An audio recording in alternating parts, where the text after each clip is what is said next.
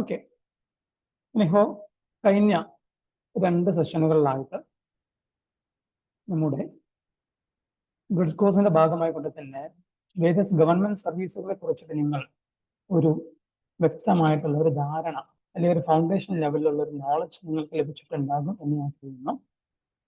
ഈ ഒരു സെഷന്റെ ഭാഗമായിട്ട് നിങ്ങളോട് ഇന്ററാക്ട് ചെയ്യാൻ ഒരു അവസരം ലഭിച്ചത് ഞാൻ വളരെയധികം നന്ദി പ്രകടിപ്പിക്കുന്നു. എന്തായാലും let me to introduce myself. I'm Jaleeluddeen. കഴിഞ്ഞ കുറച്ച് വർഷങ്ങളായിട്ട് സിവിൽ സർവീസ് പോലെയുള്ള കോമ്പറ്റേറ്റീവ് പരീക്ഷകൾ കോച്ചിങ് രംഗത്ത് പഠിപ്പിച്ചുകൊണ്ടിരിക്കുന്നുണ്ട്. നിലവിൽ നമ്മുടെ IAS അക്കാദമിയിൽ അഡ്മിനിസ്ട്രേറ്റീവ് ഹെഡ് കൂടിയാണ്. നിങ്ങൾ കഴിഞ്ഞ സെഷനുകളിലായിട്ട് വിവിധ തരത്തിലുള്ള ഗവൺമെന്റ് എക്സാമിനേഷൻസിനെ കുറിച്ച് നിങ്ങൾ കേട്ടിട്ടുണ്ട്. UPSCയുടെ, SSCയുടെ, RRBയുടെ എന്നിങ്ങനെ തുടങ്ങി വിവിധ തരത്തിലുള്ള ഗവൺമെന്റ് എക്സാമിനേഷൻസ് നിങ്ങൾ കേട്ടിട്ടുണ്ട്. നമ്മുടെ ആ ഒരു ലോഗോയിലും മറ്റൊക്കെ പറയുന്ന പോലെ തന്നെ 500+ എക്സാമിനേഷൻസ് എന്ന് പറയുന്ന ആ ഒരു വിപുലമായിട്ടുള്ള ഗവൺമെന്റ് എക്സാമിനേഷൻസിന്റെ ഒരു ലോകത്തേക്കുള്ള ആദ്യവെപ്പ് എന്നാണ് നിങ്ങൾക്ക് ബേസിക് ആയിട്ടുള്ള പല വിവരങ്ങളും ലഭിച്ചിട്ടുണ്ടായിരിക്കും. നമ്മൾ ഇന്ന് ഈ സെക്ഷനിൽ നമ്മൾ കൈകാര്യം ചെയ്യാൻ പോകുന്നത്, നോർമലി പല ആളുകളും ഗവൺമെന്റ് എക്സാമിനേഷൻസിനെ കുറിച്ച് അറിയുകയും പലതരത്തിലുള്ള ഗവൺമെന്റ് എക്സാമിനേഷൻസിന് അവർ അപ്ലൈ ചെയ്യുകയും ചെയ്യും. കുറച്ച് കഴിഞ്ഞ ശേഷം അവർ ഇത്തരത്തിലുള്ള എക്സാമിനേഷൻസിന്റെ ടൈം എത്തുന്ന സന്ദർഭത്തിൽ അതിൻ്റെ എക്സാം എഴുതുന്നതിൽ നിന്ന് വിട്ടുനിൽക്കും. അതിന് പല കാരണങ്ങളുണ്ട്. നമുക്ക് അത്തരം കാര്യങ്ങൾ ഡീറ്റെയിൽ ആയിട്ട് ഭാവിയിലും മറ്റുമൊക്കെ നമുക്ക് ഡിസ്കസ് ചെയ്യാം. ഇന്ന് നമ്മൾ പ്ലാനിങ് എന്ന് പറയുന്ന ഒരു വിഷയമുണ്ട്. നമ്മൾ എന്ത് ചെയ്യുകയാണെങ്കിൽ പ്ലാനിങ് വളരെ അത്യാവശ്യമായിട്ടുള്ള കാര്യമാണ്. പലപ്പോഴും നമ്മൾ കേട്ടിട്ടുണ്ടാവും, one who fail to plan he is preparing to fail എന്ന് പറയാം. അതായത് പ്ലാൻ ചെയ്യാൻ തയ്യാറാകാത്ത ഒരു വ്യക്തി അദ്ദേഹം പരാജയപ്പെടാൻ വേണ്ടിയിട്ട് തയ്യാറാകുന്നു എന്നാണ് ഉദ്ദേശിക്കുന്നത്. അപ്പൊ ഇത്തരത്തിലൊരു ഗവൺമെന്റ് പരീക്ഷയെ സംബന്ധിച്ചിടത്തോളം നമ്മൾ പ്ലാനിങ്ങിന്റെ ആവശ്യകത വളരെയധികം ആണ്. നമ്മൾ ഈ വിഷയത്തിലേക്ക് തന്നെ വരുന്നു. ഈ പ്ലാനിങ്ങിന്റെ ഭാഗമായിട്ട് നമുക്ക് ഇന്ന് 2 കാര്യങ്ങളാണ് പ്രധാനമായിട്ടും ഡിസ്കസ് ചെയ്യാനുള്ളത്. ഒന്ന് what to learn, 2 how to learn എന്ന് പറയുന്ന ഏരിയകളാണ്. രണ്ടും വിപുലമായിട്ട് ഡിസ്കസ് ചെയ്യാൻ അങ്ങനെ തന്നെയാണ്. പക്ഷെ എന്നിരുന്നാലും നിങ്ങളുടെ അറിവിലേക്ക് വേണ്ടിയിട്ട് ബേസിക് ആയിട്ടുള്ള കാര്യങ്ങളാണ് നമ്മൾ ഇന്നിവിടെ ഷെയർ ചെയ്യുന്നത്. ബാക്കി ഡീറ്റെയിൽ ആയിട്ടുള്ള കാര്യങ്ങൾ ഇൻഷാ അല്ലാഹ് നിങ്ങൾ ഇവിടെ എത്തിയ ശേഷം നമ്മൾ അതുമായി ബന്ധപ്പെട്ടിട്ടുള്ള ഓരോ സെക്ഷനുകളായിട്ട് നമ്മൾ ഭാവിയിൽ ചെയ്യുന്നതായിരിക്കും. എന്തായാലും നമ്മുടെ വിഷയത്തിലേക്ക് നമ്മൾ വരുന്നു.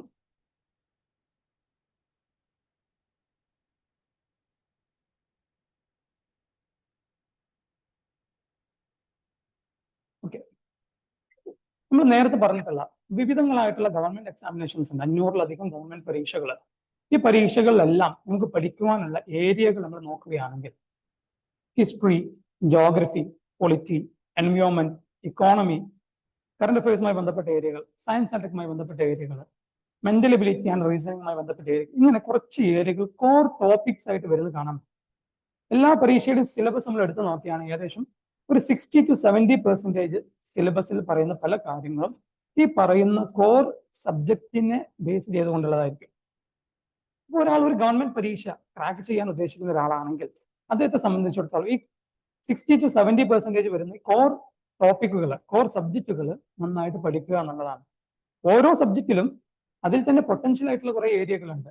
ഹിസ്റ്ററിയിൽ ഇന്ന ഏരിയക്കാണ് കൂടുതൽ ഫോക്കസ് ചെയ്യേണ്ടത്, ജോഗ്രഫിയിൽ ഇന്ന ഏരിയക്ക് കൂടുതൽ ഫോക്കസ് ചെയ്യണം, അതുപോലെ തന്നെ എക്കണോമിയിൽ ഇന്ന ഏരിയക്ക് ഫോക്കസ് ചെയ്യണം. ഇങ്ങനെ ഓരോ എക്സാമിനേഷൻസിനും അതിന്റെ ഡിമാൻഡ് അനുസരിച്ചിട്ട് നമ്മൾ ഫോക്കസ് ചെയ്യേണ്ട ഏരിയ, പൊട്ടൻഷ്യൽ ഏരിയക്ക് ഡിഫറൻസ് ഉണ്ടായിരിക്കും. നമുക്ക് ചെറിയ ഒരു ഐഡിയ കിട്ടിക്കൊണ്ടിരിക്കുന്നതാണെന്ന് കരുതുന്നു. നമുക്ക് ചുറ്റും നടന്നുകൊണ്ടിരിക്കുന്ന വിവിധ ഗവൺമെന്റ് പരീക്ഷകളെ കുറിച്ച് നമ്മൾ നോക്കുകയാണെങ്കിൽ നമ്മൾ നേരത്തെ പറഞ്ഞിട്ടുള്ള പോലെ തന്നെ വിവിധ ഗവൺമെന്റ് എക്സാമുകളിലായിട്ട് ചോദിക്കുന്ന അല്ലെങ്കിൽ പഠിക്കാനുള്ള കോർ ടോപ്പിക്കുമായി ബന്ധപ്പെട്ട ഒരു ഏരിയ നമ്മളിവിടെ ലിസ്റ്റ് ചെയ്തിട്ടുണ്ട്. 3 ഏരിയ നമുക്ക് കാണാൻ പറ്റുന്നുണ്ട്. സബ്ജക്ട്, അതുപോലെ തന്നെ വേരിയസ് ടോപ്പിക്സുകൾ എന്തെല്ലാമാണ് ഇതിനകത്ത് വരുന്നത് എന്നുള്ളതാണ്. രണ്ടാമത്തേത് ഇത് ഏതെല്ലാം ഗവൺമെന്റ് എക്സാമിനേഷൻസിനാണ് വരുന്നത് എന്നുള്ളതാണ്. ഈ ഓരോ കാര്യങ്ങളെ കുറിച്ചിട്ട് നമുക്ക് ഡീറ്റെയിൽ ആയിട്ട് ഒരു ചെറിയ രീതിയിൽ നമുക്കൊന്ന് പോയി നോക്കാം. ഓക്കെ, ആദ്യമായിട്ട് തന്നെ ജനറൽ നോളജ് ആണ്, GK എന്ന് ഷോർട്ടായിട്ട് പറയും. GKയിൽ പ്രധാനമായിട്ട് നമുക്ക് പഠിക്കാനുള്ളത് facts about India and the world ആണ്. നമ്മൾ പൊതുവെ ഇന്ത്യയെ കുറിച്ചിട്ടുള്ള ഇന്ത്യയിലെ പല ഓർഗനൈസേഷൻസ് ഉണ്ട്. അതുപോലെ തന്നെ വേൾഡിൽ പല ഓർഗനൈസേഷൻസ് ഉണ്ട്. യുണൈറ്റഡ് നേഷൻസ്, യുനെസ്കോ, SCO എന്നൊക്കെ പറഞ്ഞ് നിങ്ങൾ കേട്ടിട്ടുണ്ടാവും. അപ്പൊ അത്തരത്തിലുള്ള ഓർഗനൈസേഷൻസിനെ കുറിച്ചിട്ടും അതുപോലെ തന്നെ വിവിധങ്ങളായിട്ടുള്ള അവാർഡുകളെ കുറിച്ചിട്ടും ഇമ്പോർട്ടൻ്റ് ആയിട്ടുള്ള ഡേയ്സുകളെ കുറിച്ചിട്ടും പ്രധാനപ്പെട്ടിട്ടുള്ള പുസ്തകങ്ങളും അതിന്റെ ഓതേഴ്സ് ആരൊക്കെയാണ് എന്നിങ്ങനെയൊക്കെയുള്ള വിവിധങ്ങളായിട്ടുള്ള കാര്യങ്ങളാണ് ഈ GK എന്ന് പറയുന്ന പാർട്ടിൽ നമുക്ക് പഠിക്കാൻ വരുന്നത്. രണ്ടാമതായിട്ട് നമുക്ക് നെക്സ്റ്റ് ഒരു ടോപ്പിക്കിലേക്ക് പോകാൻ പറ്റും. കറണ്ട് അഫയേഴ്സിന്റെ ഒരു ഏരിയ ആണ്. കറണ്ട് അഫയേഴ്സ് എന്ന് പറഞ്ഞു കഴിഞ്ഞാൽ സാധാരണ നമ്മൾ പത്രങ്ങൾ നോക്കാറുണ്ടല്ലോ, മലയാള പത്രങ്ങൾ, ഇംഗ്ലീഷ് പത്രങ്ങളൊക്കെ ആയിട്ട്. ഇത്തരത്തിലുള്ള പത്രങ്ങളിൽ വരുന്ന വിവിധങ്ങളായിട്ടുള്ള സ്കീമുകൾ, നാഷണൽ ആണ് ഇന്റർനാഷണൽ ഇമ്പോർട്ടൻസ് ഉള്ള കുറെ ന്യൂസുകൾ ഉണ്ടായിരിക്കും. സയൻസ് ആൻഡ് ടെക്നോളജിയുമായി ബന്ധപ്പെട്ടിട്ടുള്ള കുറെ ന്യൂസുകൾ ഉണ്ടായിരിക്കും. ഇത്തരം കാര്യങ്ങളൊക്കെ നമ്മളിവിടെ ഫോക്കസ് ചെയ്യാനുള്ളത്. കുറച്ചുകൂടെ കാര്യങ്ങൾ പറഞ്ഞിട്ട് നമുക്കൊരു ഉദാഹരണമായിട്ടുള്ള ഒരു കഥയിലേക്ക് പോകാം. ഓക്കെ, മൂന്നാമതായിട്ട് നമ്മൾ quantitative aptitude and basics maths എന്ന് പറയുന്ന ഒരു ഏരിയ ആണ്. ഈ ഒരു ഏരിയയിൽ നമുക്ക് percentage, average, profit and loss, അതുപോലെ ടൈം ആൻഡ് വർക്ക്, ഇൻട്രസ്റ്റ് എന്നിങ്ങനെയൊക്കെയുള്ള വിവിധ തരത്തിലുള്ള മാത്സ് റിലേറ്റ് ചെയ്തിട്ടുള്ള എലിമെന്റ് ക്വാണ്ടിറ്റേറ്റീവ് ആപ്റ്റിറ്റ്യൂഡ് ബേസ് ചെയ്തിട്ടുള്ള കുറച്ച് ക്വസ്റ്റ്യൻസ് നമുക്ക് പഠിക്കാൻ പറ്റും. ഇത്തരത്തിലുള്ള പരീക്ഷകളെല്ലാം പൊതുവെ SSCയുടെയും അതുപോലെ തന്നെ PSCയുടെയും UPSCയുടെ ഒക്കെ 10th ലെവലിലും 12th ലെവലിലും ഡിഗ്രി ലെവലിലും ഒക്കെ ചോദിക്കുന്ന എക്സാമുകളാണ്. അടുത്തതായിട്ട് റീസണിങ് ആൻഡ് എബിലിറ്റി എന്ന് പറയുന്ന ഒരു ഏരിയ ആണ്. റീസണിങ് ആൻഡ് എബിലിറ്റി എന്ന് പറയുമ്പോൾ മെന്റൽ എബിലിറ്റിയുമായി ബന്ധപ്പെട്ടിട്ടുള്ള ഒരു ഏരിയ ആണ്. നിങ്ങൾ പസിൽ ക്വസ്റ്റ്യൻസ്, അതുപോലെ തന്നെ കോഡിംഗ്, ഡീകോഡിംഗ്, ഡയറക്ഷനുമായി ബന്ധപ്പെട്ടുള്ള, അതുപോലെ ബ്ലഡ് റിലേഷനുമായി ബന്ധപ്പെട്ട ക്വസ്റ്റ്യൻസ് ഒക്കെ ഉണ്ട്.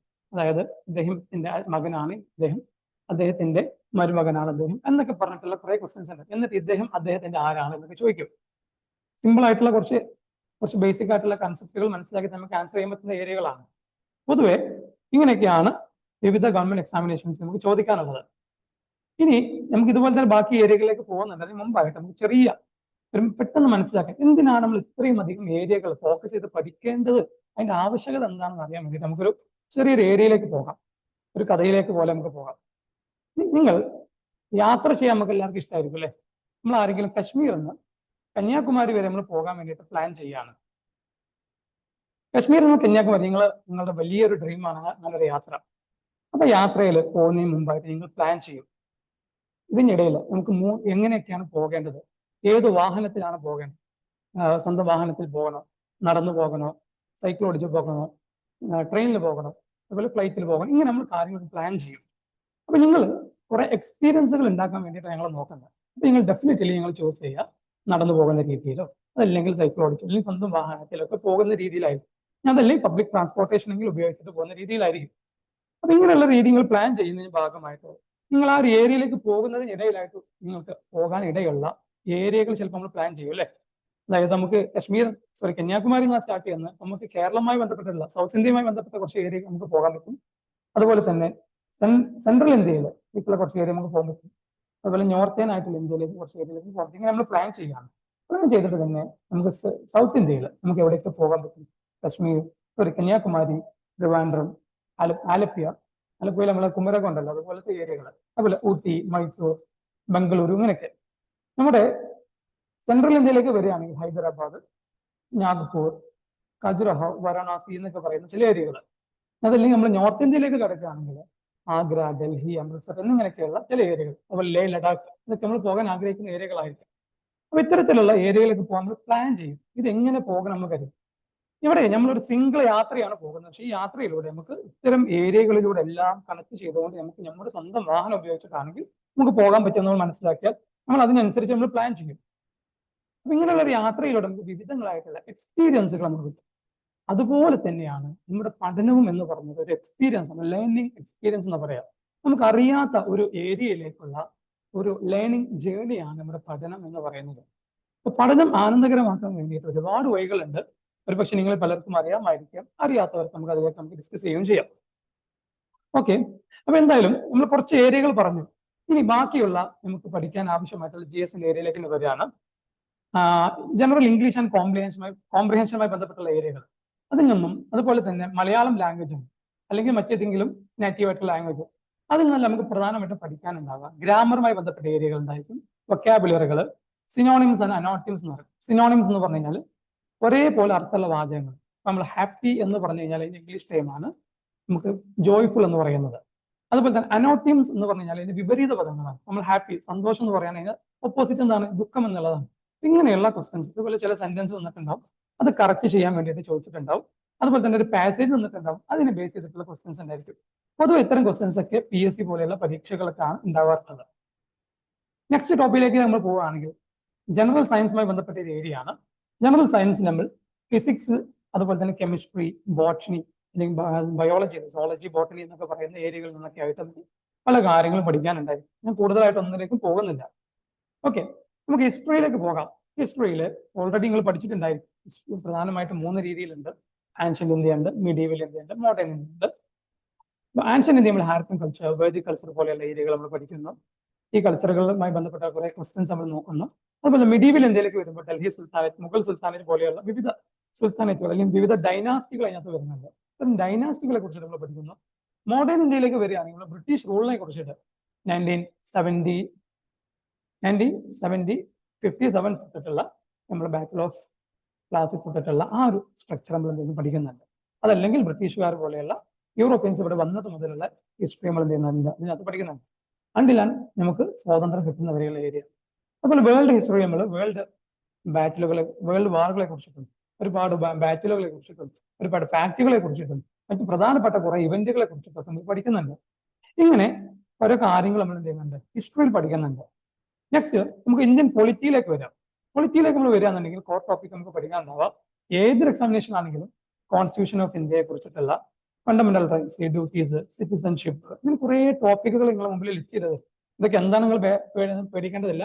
ഇതെന്താണ്, ഓരോ കോർ ടോപ്പിക് എന്തൊക്കെയാണെന്നുള്ള കാര്യം നമ്മൾ നിങ്ങളിവിടെ വന്ന ശേഷം ഡീറ്റെയിൽ ആയിട്ട് നമ്മൾ ഡിസ്കസ് ചെയ്യും. ഓക്കെ, നെക്സ്റ്റ് ആയിട്ട് നമ്മൾ ഇന്ത്യൻ ഇക്കോണമിയെ കുറിച്ചിട്ടാണ്. ഇന്ത്യൻ ഇക്കോണമിയിലേക്ക് നമ്മൾ വരുമ്പോൾ ഓൾറെഡി നിങ്ങൾ പല ആളുകളും പഠിച്ചിട്ടുണ്ടായിരിക്കാം. GDP എന്താണ്, GNP എന്താണ്, ഇൻഫ്ലേഷൻ അഥവാ ഡിഫ്ലേഷൻ എന്തൊക്കെയാണ്, അഥവാ നാണയപ്പെരുപ്പം എന്നൊക്കെ നമ്മൾ പറയാറുണ്ട്. നമ്മുടെ കയ്യിൽ കുറച്ച് കാശുണ്ട്, ആ കാശിന് നിങ്ങൾക്ക്, അല്ലെങ്കിൽ പെട്ടെന്ന് മനസ്സിലാൻ പറ്റുന്ന ഒരു ഉദാഹരണം, നിങ്ങളുടെ കയ്യിൽ സൗദിയുടെ ഒരു ക്യാഷ് ഉണ്ടെന്ന് കരുതാം, അല്ലെങ്കിൽ ഒരു ഡോളർ ഉണ്ട് അമേരിക്കയുടെ, ആ ഡോളർ നിങ്ങളുടെ കയ്യിലുണ്ട്. കുറച്ച് ദിവസം കഴിയുമ്പോൾ നിങ്ങൾ ആ ഡോളർ കൊടുത്തു കഴിഞ്ഞാൽ, ആദ്യം നിങ്ങൾക്ക് ഒരു ഡോളർ കൊടുത്താൽ 80 രൂപ കിട്ടിയിരുന്നെങ്കിൽ കുറച്ച് ദിവസം കഴിയുമ്പോൾ നിങ്ങൾക്ക് 90 രൂപ കിട്ടുന്നുണ്ട്. അപ്പൊ ഇങ്ങനെയുള്ള കാര്യങ്ങൾ ഇൻഫ്ലേഷൻ എന്നൊക്കെ പറയാം. അതുപോലെ ബാങ്കിങ്ങുമായി ബന്ധപ്പെട്ടുള്ള കുറെ ബേസിക് ആയിട്ടുള്ള കുറെ കാര്യങ്ങളുണ്ട്. SLR എന്താണ്, അതുപോലെ തന്നെ മറ്റുള്ള കുറെ ടേമുകളുണ്ട്, ഞാൻ ഓരോന്നിലേക്ക് കടക്കുന്നില്ല. അതുപോലെ ബജറ്റുമായി ബന്ധപ്പെട്ടിട്ടുള്ള കാര്യങ്ങൾ എന്താണ്, കമ്മി ബജറ്റ് അല്ലെങ്കിൽ സർപ്ലസ് ബജറ്റ്, ഇങ്ങനെയൊക്കെ നമ്മൾ സ്കൂളുകളിൽ പഠിച്ചിട്ടുള്ള കാര്യങ്ങൾ തന്നെയാണ്.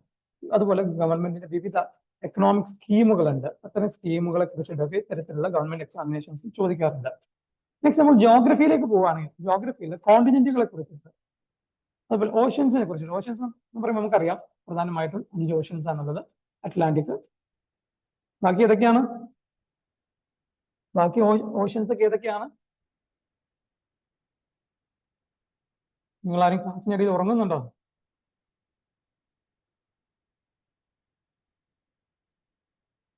ഓക്കെ, ആർക്കും ഓഷ്യൻസിനെ കുറിച്ചിട്ട് അറിയില്ലേ? ഓക്കെ, പസഫിക് ഓഷ്യൻ ഉണ്ട്, അതുപോലെ അറ്റ്ലാന്റിക് ഓഷ്യൻ ഉണ്ട്, ആർട്ടിക് ഓഷ്യൻ ഉണ്ട്. ഇങ്ങനെ പല ടൈപ്പ് ഓഷ്യൻസ് ഉണ്ട്. അതുപോലെ നമുക്ക് മാപ്പുകളെ കുറിച്ച് നിങ്ങൾ ഓൾറെഡി പഠിച്ചിട്ടുണ്ടാവും, വിവിധ തരത്തിലുള്ള മാപ്പുകൾ എന്തൊക്കെയാണെന്നുള്ളത്. അതുപോലെ ഇന്ത്യയിലെ റിവേഴ്സ്, ഇൻഡസ്, സിന്ധു, ഗംഗ, ബ്രഹ്മപുത്ര എന്നൊക്കെ പറഞ്ഞിട്ടുള്ള ഹിമാലയൻ റിവേഴ്സും അതുപോലെ തന്നെ പെനിൻസുല റിവേഴ്സും നിങ്ങൾ ഓൾറെഡി പഠിച്ചിട്ടുള്ള സംഗതികളാണ് ഇതൊക്കെ 10ാം ക്ലാസ്സിലൊക്കെ ആയിട്ട്. അതുപോലെ തന്നെ മൗണ്ടൻസിനെ കുറിച്ചിട്ട് ഈസ്റ്റേൺ ഹിൽസ് അല്ലെങ്കിൽ western Ghats, Aravalli, mountain ranges എന്നിങ്ങനെയുള്ള കുറേയുണ്ട്. സോയിലിലേക്ക് വരികയാണെങ്കിൽ റെഡ് സോയിൽ, അലൂവിയൽ സോയിൽ എന്നിങ്ങനെയൊക്കെ പല ടൈപ്പ് സോയിലുകളെ കുറിച്ചിട്ട്.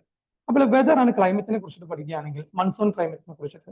അതുപോലെ തന്നെ വേരിയസ് സീസൺസ് ഉണ്ട്, സ്പ്രിംഗ് സീസൺ, ഓട്ടം സീസൺ എന്നിങ്ങനെയൊക്കെ തുടങ്ങിയിട്ടുള്ള വിവിധ സീസണുകളെ കുറിച്ച് നിങ്ങൾ പഠിച്ചിട്ടുണ്ടാവും.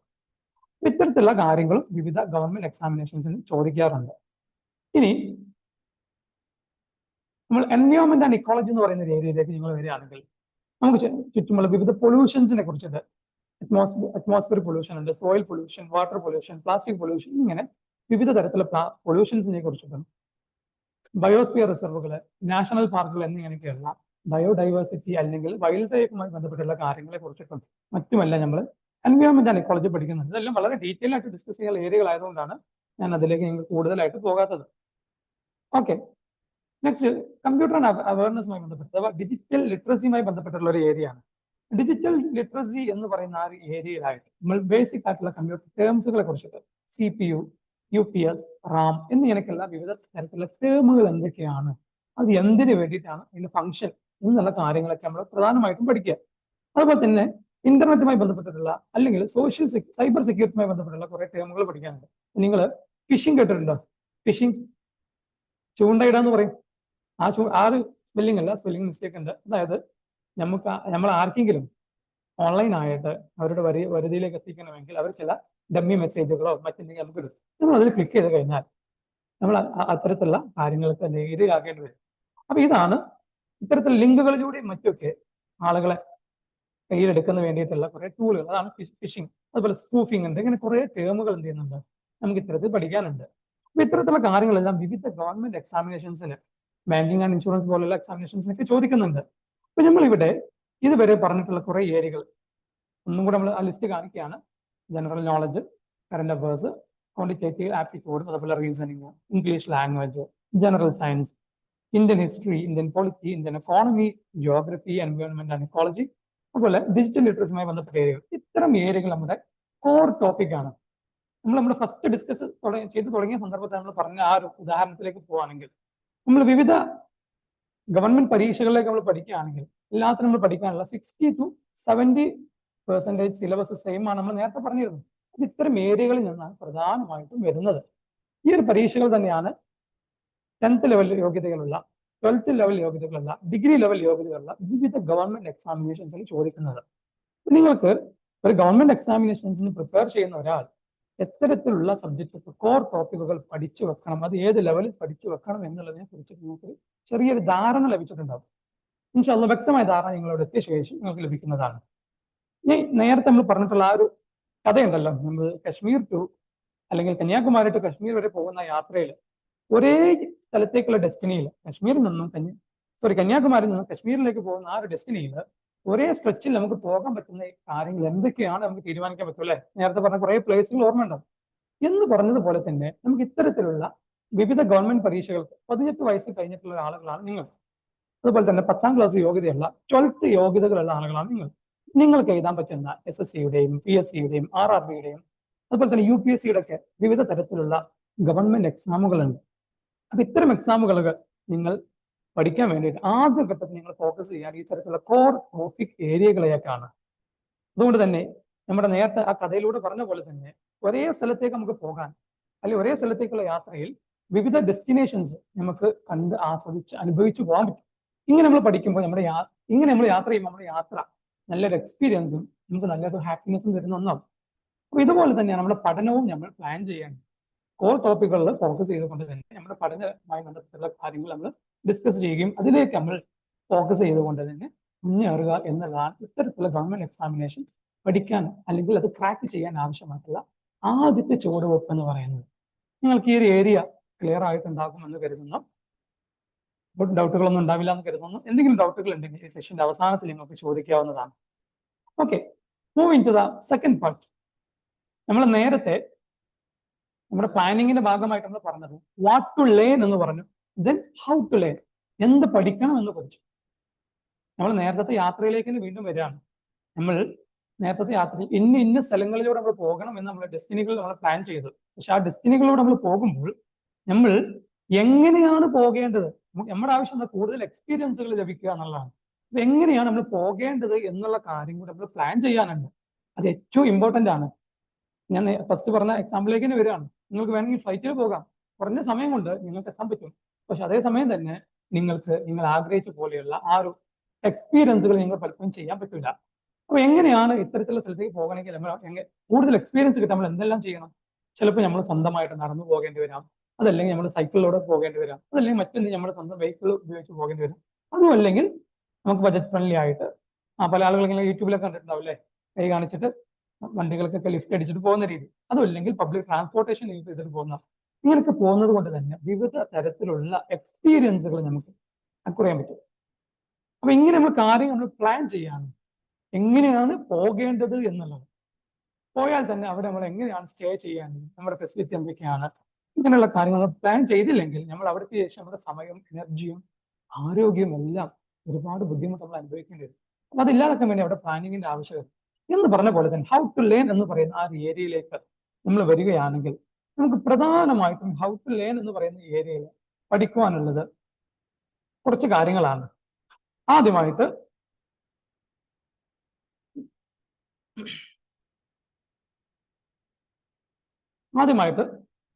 വിവിധ ഗവൺമെന്റ് എക്സാമുകൾ ഉണ്ടെന്ന് നമ്മൾ നേരത്തെ പറഞ്ഞു. ഓരോ എക്സാമിനും അതിൻ്റെതായിട്ടുള്ള സിലബസ് ഉണ്ട്.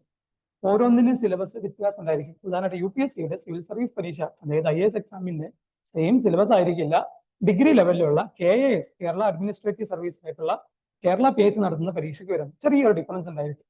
അതുപോലെ തന്നെ PSCയുടെ തന്നെ ഒരു 10th ലെവൽ യോഗ്യതയുള്ള ഗവൺമെന്റ് എക്സാമിനേഷൻസിന്റെ സെയിം സിലബസ് ആയിരിക്കില്ല SSCയുടെയോ അല്ലെങ്കിൽ മറ്റേതെങ്കിലും ഗവൺമെന്റ് എക്സാമിനേഷൻസ് നടത്തുന്ന പരീക്ഷകൾക്ക് വരുന്നത്. അപ്പൊ ചെറിയ സ്ലൈറ്റ് ആയിട്ടുള്ള ചേഞ്ചസ് ഉണ്ടായിരിക്കും. അപ്പോൾ ഓരോ എക്സാമിനേഷൻസിന്റെയും സിലബസ് എന്താണ് എന്നുള്ള കാര്യം നമ്മൾ വ്യക്തമായിട്ട് മനസ്സിലാക്കേണ്ടതുണ്ട്. അത് നമുക്ക് എങ്ങനെയാണ് സിലബസിലേക്ക് പോകാൻ പറ്റുക? സിലബസ് എങ്ങനെയാണ് നമുക്ക് ലഭിക്കുക? നിങ്ങൾ വിവിധ ഗവൺമെന്റ് എക്സാമിനേഷൻസിനെ കുറിച്ച് നിങ്ങൾ കേട്ടു അല്ലേ? നിങ്ങളെല്ലാവരും ഇന്ന് ഫോണിലേക്ക് ആക്സസ് ഉള്ള ആളുകളാണ്. നിങ്ങൾ ഇന്ന് തന്നെ ചെയ്യാനുള്ളത് നിങ്ങളുടെ ഫോണിൽ ഗൂഗിൾ ക്രോമിനകത്ത് പോയിട്ട് അല്ലെങ്കിൽ ഏതെങ്കിലും ChatGPT ടൂളുകളൊക്കെ യൂസ് ചെയ്തിട്ട് AI ടൂളുകൾ യൂസ് ചെയ്തിട്ട് നിങ്ങൾ സെർച്ച് ചെയ്യാം. What are the various government examinations എന്നുള്ളത്. എന്നിട്ട് ഓരോ എക്സാമിനേഷൻസും under PSC, under SSC, under RR railway recruitment board, under defence sector, under UPSC, ഇങ്ങനത്തെ ലിസ്റ്റ് ചെയ്യുമ്പോൾ കുറേ എക്സാമിനേഷൻസിന് ലിസ്റ്റ് വരും. ഈ ഓരോ എക്സാമിനേഷൻസിന്റെയും പേര് നിങ്ങൾ അവിടുന്ന് കോപ്പി ചെയ്തിട്ട് നിങ്ങൾ വീണ്ടും ക്രോമിൽ തന്നെ പോയിട്ട് ആ എക്സാമിനേഷൻസിന്റെ സിലബസിന്റെ PDF ഒന്ന് ഡൗൺലോഡ് ചെയ്യാൻ വേണ്ടിയിട്ട് കൊടുത്തു കഴിഞ്ഞാൽ ഓരോ എക്സാമിനേഷൻസിന്റെ സിലബസ് നമുക്ക് കിട്ടും. സിമ്പിൾ ആയിട്ട് നമുക്ക് ഇത്തരത്തിലുള്ള സിലബസ് നമുക്ക് കിട്ടും. ഇന്ന് നമ്മൾ സിലബസ് പഠിക്കുന്നത്, സിലബസ് പഠിക്കേണ്ട ആവശ്യകത എന്താണ്? അതാണ് നമ്മൾ ഇവിടെ മെൻഷൻ ചെയ്യുന്നത്. നമുക്ക് കുറേ കാര്യങ്ങൾ ചിലപ്പോൾ പലപ്പോഴും നമുക്ക് പറ്റാറുണ്ട്. നിങ്ങൾ കുറേ അല്ലെങ്കിൽ നമ്മളെ നേരത്തെ യാത്രയിലേക്ക് പോകാം. നിങ്ങൾ പ്ലാനിങ് ഇല്ലാതെ നിങ്ങൾ പോയി കഴിഞ്ഞാൽ കുറേ ദൂരം നിങ്ങളൊരു ദിശയിലേക്ക് പോയി കുറേ എത്തിയപ്പോൾ ഞങ്ങൾ തിരിച്ചറിയുന്നു എനിക്ക് പോകേണ്ട റൂട്ട് ഇതല്ലായിരുന്നു. ഞാൻ ഇനി എൻ്റെ യഥാർത്ഥ ഡെസ്റ്റിനേഷനിലേക്ക് പോകണം, ഞാൻ തിരിച്ചു വരണം. ഒരുപാട് സമയം, അധ്വാനം, എനർജി, പണം ഇതെല്ലാം നമുക്ക് വേസ്റ്റ് ആവാം. എന്ന് പറഞ്ഞ പോലെ സിലബസ് നമ്മുടെ കയ്യിലുണ്ടെങ്കിൽ നമുക്ക് ഏത് ഡയറക്ഷനിൽ പോകണം എന്നുള്ള കാര്യം കൃത്യമായിട്ട് മനസ്സിലാക്കാൻ പറ്റും. അൺനെസസറി ആയിട്ടുള്ള ആവശ്യമില്ലാത്ത പല കാര്യങ്ങൾ നമുക്ക് സിലബസ് കൃത്യമായിട്ട് അറിയുന്നതിലൂടെ ഒഴിവാക്കാൻ പറ്റും. അതുകൊണ്ട് തന്നെ സിലബസ് ഒരു പ്രിപ്പറേഷന് വേണ്ടിയിട്ടുള്ള ഒരു റോഡ് മാപ്പ് ആയിട്ട് നമുക്ക് ഉപയോഗിക്കാൻ പറ്റും. ക്ലിയർ ആവുന്നുണ്ടെന്ന് കരുതുന്നു. എപ്പോഴും നിങ്ങൾ ഏതെങ്കിലും ഗവൺമെന്റ് എക്സാമിനേഷൻസ് നിങ്ങൾ പഠിക്കാൻ ആഗ്രഹിക്കുന്നുണ്ടെങ്കിൽ അതിന് എക്സാമിനേഷൻസ് നിങ്ങൾ എഴുതുന്നുണ്ടെങ്കിൽ ആ ഒരു എക്സാമിനേഷൻസിന്റെ സിലബസിന്റെ പ്രിന്റ് ഔട്ട് നിങ്ങളുടെ കയ്യിൽ സൂക്ഷിക്കാൻ വേണ്ടിയിട്ട് കരുതുക. റെഡി ആവുന്നുണ്ടെന്ന് കരുതുന്നു. നെക്സ്റ്റ് ആയിട്ട് വേണ്ട മറ്റൊരു ഘടകമാണ് previous year question papers, PYQs എന്ന് പറയാം. അതായത് മുൻ വർഷങ്ങളിൽ നിങ്ങൾ ഏതെങ്കിലും ഒരു എക്സാമിനേഷൻ പ്രിപ്പയർ ചെയ്യും. ഉദാഹരണമായിട്ട് നിങ്ങൾ PSCയുടെ KS എന്ന് പറയുന്ന എക്സാമിനേഷൻസിനാണ് നിങ്ങൾ അപ്ലൈ ചെയ്യുന്നതെന്ന് കരുതാം, അല്ലെങ്കിൽ SSCയുടെ മറ്റൊരു എക്സാമിനേഷൻ ആണെന്ന് കരുതാം. ഇത്തരം എക്സാമിനേഷൻസിന് ചോദിച്ചിട്ടുള്ള previous year question papers questions എന്തൊക്കെയാണ് എന്നുള്ളത് നിങ്ങൾക്ക് ജസ്റ്റ് ഒന്ന് ഗൂഗിളിൽ സെർച്ച് ചെയ്താൽ മതി. നിങ്ങൾ കുറേ ക്വസ്റ്റ്യൻസ് കിട്ടും, അതിന്റെ ആൻസേഴ്സും കിട്ടും. അപ്പൊ ഇങ്ങനെ ക്വസ്റ്റ്യൻ പേപ്പേഴ്സും അതിന്റെ ആൻസർ നമ്മൾ പഠിച്ചു കഴിഞ്ഞാൽ അതിലൂടെ നമുക്ക് കുറച്ചും കൂടെ ഒരു ക്ലാരിറ്റി കിട്ടും. നമ്മൾ എന്താണ് പഠിക്കേണ്ടത്, എങ്ങനെയാണ് പഠിക്കേണ്ടത് എന്നുള്ളതിനെ കുറിച്ച്. അല്ലെങ്കിൽ നമ്മൾ നേരത്തെ കണ്ടിട്ടുള്ള ആ സിലബസ് ഉണ്ട്, ആ സിലബസിൽ നിന്നും ഇന്ന ഏരിയ ബേസ് ചെയ്തിട്ടുള്ള ക്വസ്റ്റ്യൻസ് ആണ് കുറേ വർഷങ്ങളായിട്ട് ചോദിക്കുന്നത് എന്ന് മനസ്സിലാവും. അപ്പൊ അതുമായി ബന്ധപ്പെട്ട് പ്രീവിയസ് ഇയറിലുള്ള കുറേ ക്വസ്റ്റ്യൻ പേപ്പറുകൾ ഡൗൺലോഡ് ചെയ്യുക. നിങ്ങൾ ഡൗൺലോഡ് ചെയ്ത് കഴിഞ്ഞാൽ ഓരോ വർഷമുള്ള എക്സാമിനേഷൻസിന്റെ ട്രെൻഡ് നിങ്ങൾക്ക് മനസ്സിലാക്കാൻ പറ്റും. ചിലപ്പോൾ കുറേ വർഷം ഇപ്പൊ നിങ്ങൾ ഈ ഒരു വർഷത്തേക്കുള്ള 2025 ഒരു എക്സാമിനേഷൻ അപ്പിയർ ചെയ്യാനാണ് കരുതാം. നിങ്ങൾ ഒരു 2015 തൊട്ടുള്ള ക്വസ്റ്റ്യൻസ് നിങ്ങളുടെ കയ്യിലെടുത്തു. 2015 കേൾക്കുമ്പോൾ ആരെങ്കിലും ഇവിടുന്ന് ഓടുന്നുണ്ടോ? ഓടരുത് കേട്ടോ. 2015 ഓക്കെ. അപ്പൊ 2015 വരെയൊക്കെ പോകണം. ഞാൻ ഇത്രയൊക്കെ കഷ്ടപ്പെടണമെന്ന് തോന്നരുത് കേട്ടോ. സിമ്പിൾ ആയിട്ടുള്ള വഴികൾ അതിനൊക്കെ ഉണ്ട്, നമുക്ക് അതിലേക്ക് വരാം. ഓക്കെ. അപ്പൊ അങ്ങനെ പ്രീവിയസ് ക്വസ്റ്റ്യൻ പേപ്പേഴ്സ് നമ്മൾ എടുത്ത് ഒന്ന് വെറുതെ വായിച്ച് നോക്കുക, അല്ലെങ്കിൽ നമ്മൾ പരീക്ഷ എഴുതുന്ന പോലെ നോക്കുക. അപ്പൊ നമ്മുടെ കയ്യിൽ നേരത്തെ നമ്മൾ സിലബസ് നോക്കിയിട്ടുണ്ട്, ഇപ്പൊ നമ്മുടെ കയ്യിൽ പ്രീവിയസ് ക്വസ്റ്റ്യൻ പേപ്പേഴ്സ് ഉണ്ട്. അത് നമ്മളിങ്ങനെ വെറുതെ നോക്കിപ്പോയാൽ മതി. നമുക്ക് ആൻസർ അറിയാമെങ്കിൽ ചെയ്യാം, അല്ലെങ്കിൽ ഒഴിവാക്കാം. നെക്സ്റ്റ് 2016 ക്വസ്റ്റ്യൻ പേപ്പർ നോക്കുന്നു, 2017 നോക്കുന്നു, 2018 നോക്കുന്നു, 2019 നോക്കാം. ഓരോ വർഷങ്ങൾ നോക്കുമ്പോൾ അതിൽ നിന്നും പൊളിറ്റിയിൽ നിന്നും ചോദിച്ചിട്ടുള്ള ചോദ്യങ്ങൾ എത്രയുണ്ട്, ജോഗ്രഫിയിൽ നിന്നും ചോദിച്ചിട്ടുള്ള എത്രയുണ്ട്, കറണ്ട് അഫയേഴ്സിൽ നിന്നും ചോദിച്ചിട്ടുള്ള ചോദ്യങ്ങൾ എത്ര, എക്കണോമി, അതുപോലെ തന്നെ എൻവയോൺമെന്റൽ സയൻസുമായി ബന്ധപ്പെട്ടിട്ടുള്ള അല്ലെങ്കിൽ സൈബർ സെക്യൂരിറ്റി പോലുള്ള ഡിജിറ്റൽ ലിറ്ററസിയുമായി ബന്ധപ്പെട്ട ക്വസ്റ്റ്യൻസ് എത്രയുണ്ട്. ഇങ്ങനെയുള്ള ഓരോ ഏരിയകൾ 4 ടോപ്പിക്കുകൾ ബേസ് ചെയ്തിട്ട് നമ്മൾ എന്ത് ചെയ്യാം, നമുക്ക് എത്ര ചോദ്യങ്ങളാണ് വന്നത് നമ്മൾ ലിസ്റ്റ് ചെയ്യാം. ഇങ്ങനെ ലിസ്റ്റ് ചെയ്ത് കഴിഞ്ഞാൽ നമുക്ക് ഓരോ വർഷങ്ങളിലും ആ എക്സാമിനേഷന്റെ ക്വസ്റ്റ്യൻസിൽ ചില സബ്ജക്റ്റുകൾക്ക് തന്നെ വെയിറ്റേജ് ഉണ്ടാകുന്ന കാണാം. ചിലപ്പോൾ ആദ്യ വർഷത്തുണ്ടായ വെയിറ്റേജ് മാറിയിട്ട് മറ്റൊരു സബ്ജക്റ്റിന് വന്നിട്ടുണ്ടായത് കാണാം. അപ്പൊ ഇങ്ങനെ ട്രെൻഡിൽ മാറ്റം വന്നുകൊണ്ടിരിക്കുന്നുണ്ട് എന്നുള്ള കാര്യം നമുക്ക് കൃത്യമായിട്ട് അസസ് ചെയ്യാൻ പറ്റും എന്നുള്ളതാണ്. അപ്പൊ ഇതാണ് ഒന്നാമത്തെ ട്രെൻഡ്. ഇയർ ബേസ് ആയിട്ട് ട്രെൻഡ് മനസ്സിലാക്കണം. രണ്ട്, മോഡ് ഓഫ് ക്വസ്റ്റ്യൻസ് മനസ്സിലാക്കണം. നമുക്ക് എക്സാമ്പിൾ എടുക്കുകയാണെങ്കിൽ PSC എക്സാമിനേഷൻസിന് എടുക്കാം. PSCയുടെ കുറെ വർഷങ്ങൾക്ക് മുമ്പുള്ള ട്രെൻഡ് എടുക്കുകയാണെങ്കിൽ 2015 തൊട്ടുള്ള ട്രെൻഡ് നമുക്ക് എടുക്കാം. ആ ഒരു ട്രെൻഡ് അനുസരിച്ച് അല്ലെങ്കിൽ അതിന് മുമ്പുള്ള ട്രെൻഡ് എടുക്കുകയാണെങ്കിൽ തന്നെ പലപ്പോഴും വാട്ട് അല്ലെങ്കിൽ എന്നൊക്കെ നമ്മൾ പറയാറുണ്ടല്ലോ. എന്നാണ് ഇന്ത്യക്ക് സ്വാതന്ത്ര്യം ലഭിച്ചത്, അല്ലെങ്കിൽ ബാച്ചിലർ ഓഫ് ക്ലാസ് നടന്നത് എന്നാണ്, ഇങ്ങനെയൊക്കെയുള്ള അല്ലെങ്കിൽ ബാച്ചിലർ ഓഫ് ക്ലാസ് എവിടെയാണ് നടന്നത്, ഇങ്ങനെയൊക്കെയുള്ള ഡയറക്റ്റ് ക്വസ്റ്റ്യൻസ് ആണ് വന്നിരുന്നത്. നമ്മൾ ആ ക്വസ്റ്റ്യൻസ് ഇങ്ങനെ നോക്കുമ്പോൾ അന്ന് ആ ഫാക്ട് ഇങ്ങനെ കൃത്യമായിട്ട് വായിച്ചു പോയിട്ടുള്ളത് നമുക്ക് കൃത്യമായിട്ട് അതിന് ആൻസർ ചെയ്താൽ പറ്റും. അതിന് ആൻസേഴ്സ് ഇതിനകത്തുണ്ടാവും. MCQ ടൈപ്പുള്ള ക്വസ്റ്റ്യൻസ് ആയിരിക്കും ഉണ്ടാവുക.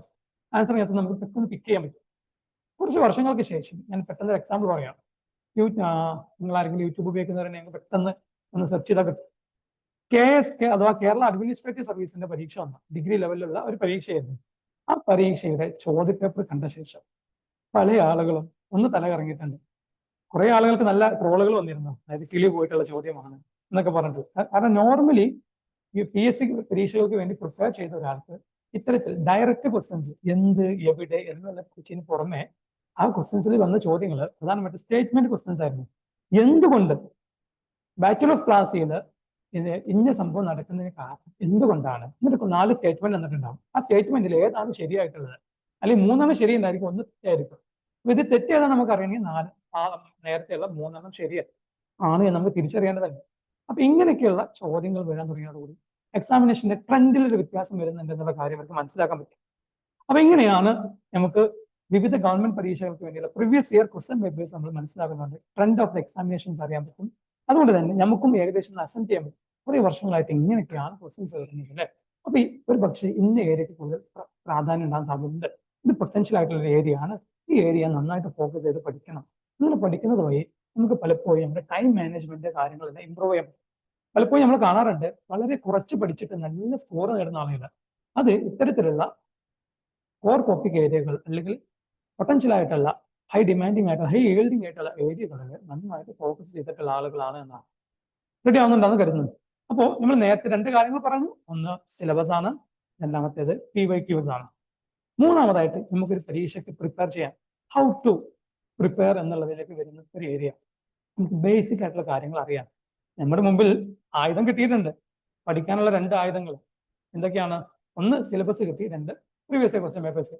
പക്ഷെ കണ്ടന്റ് നമ്മളെ കയ്യിൽ എങ്ങനെ ഉപയോഗിക്കണം നമുക്ക് അറിയില്ലെങ്കിൽ നമുക്ക് ഒരു കാര്യമില്ലല്ലോ.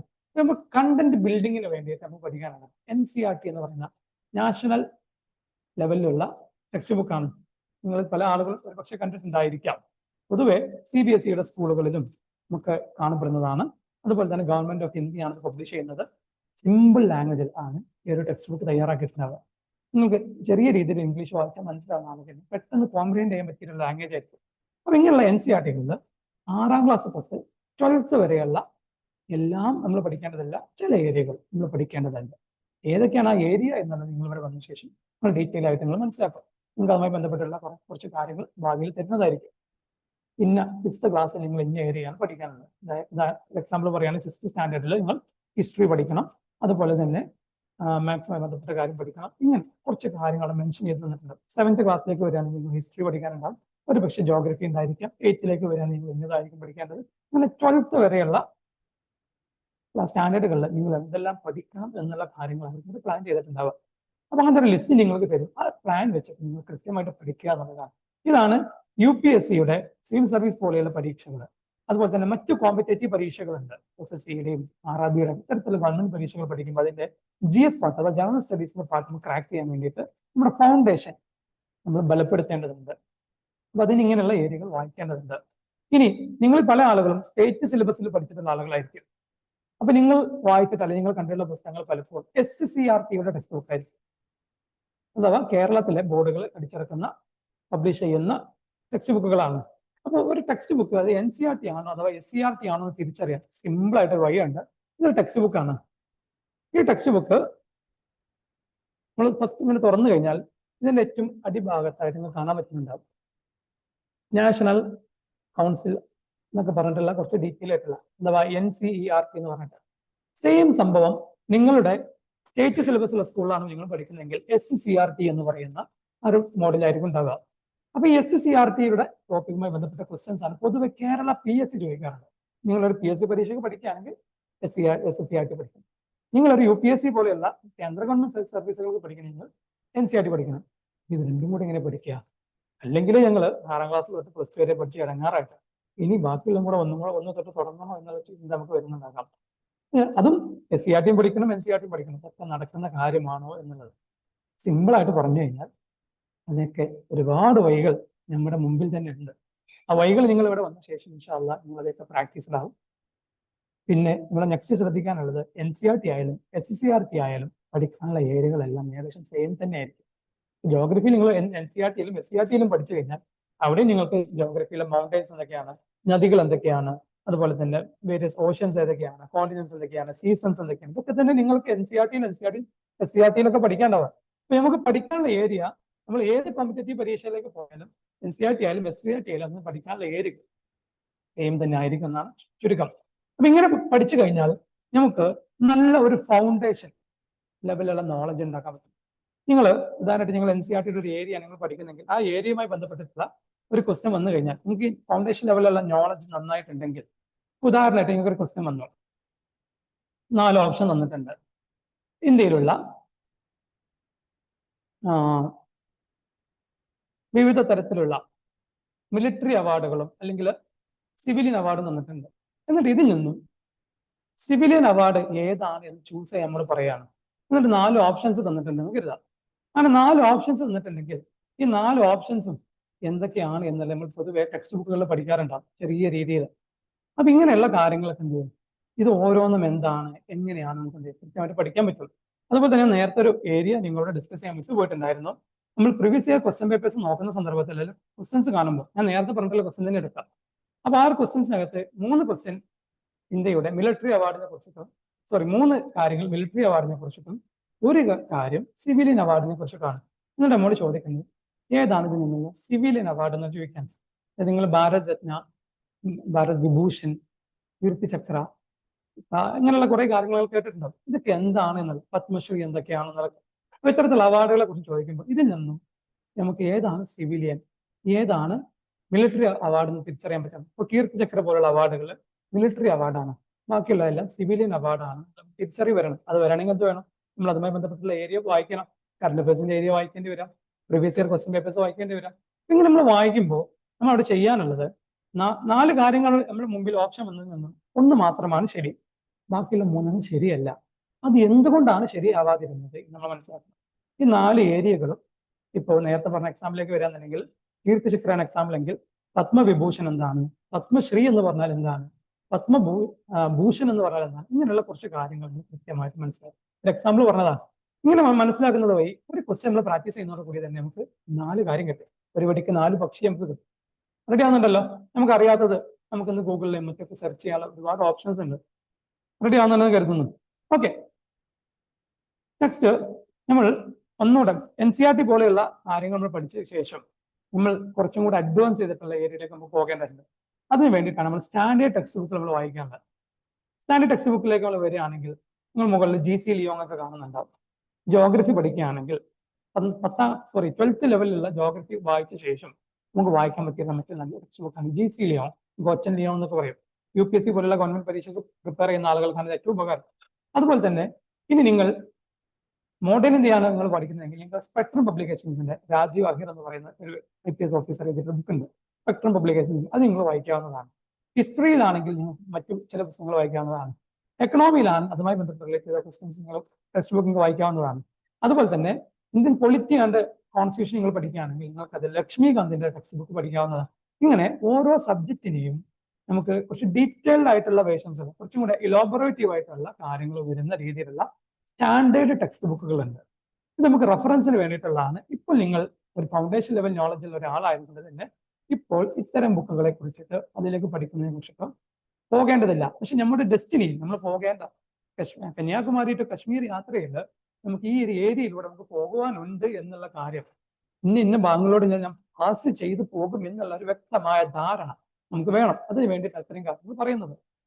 റെഡി ആവുന്നുണ്ടെന്ന് കരുതുന്നു. നെക്സ്റ്റ് ആയിട്ട് കറണ്ട് അഫയേഴ്സ് എന്ന് പറയുന്ന ഒരു ഏരിയ ആണ്. കറണ്ട് അഫയേഴ്സിനൊന്നും UPSCയുടെയും അതുപോലെ തന്നെ PSC മറ്റു എക്സാമുകളെല്ലാം ഇന്ന് വിവിധ തരത്തിലുള്ള ടൈപ്പുകളിലേക്ക് മാറിയിട്ടുണ്ട്. അതായത് പ്രിലിംസ്, മെയിൻസ്, ഇന്റർവ്യൂ എന്ന് പറയുന്ന ഒരു മോഡിലേക്ക് മാറി വരുന്നുണ്ട്.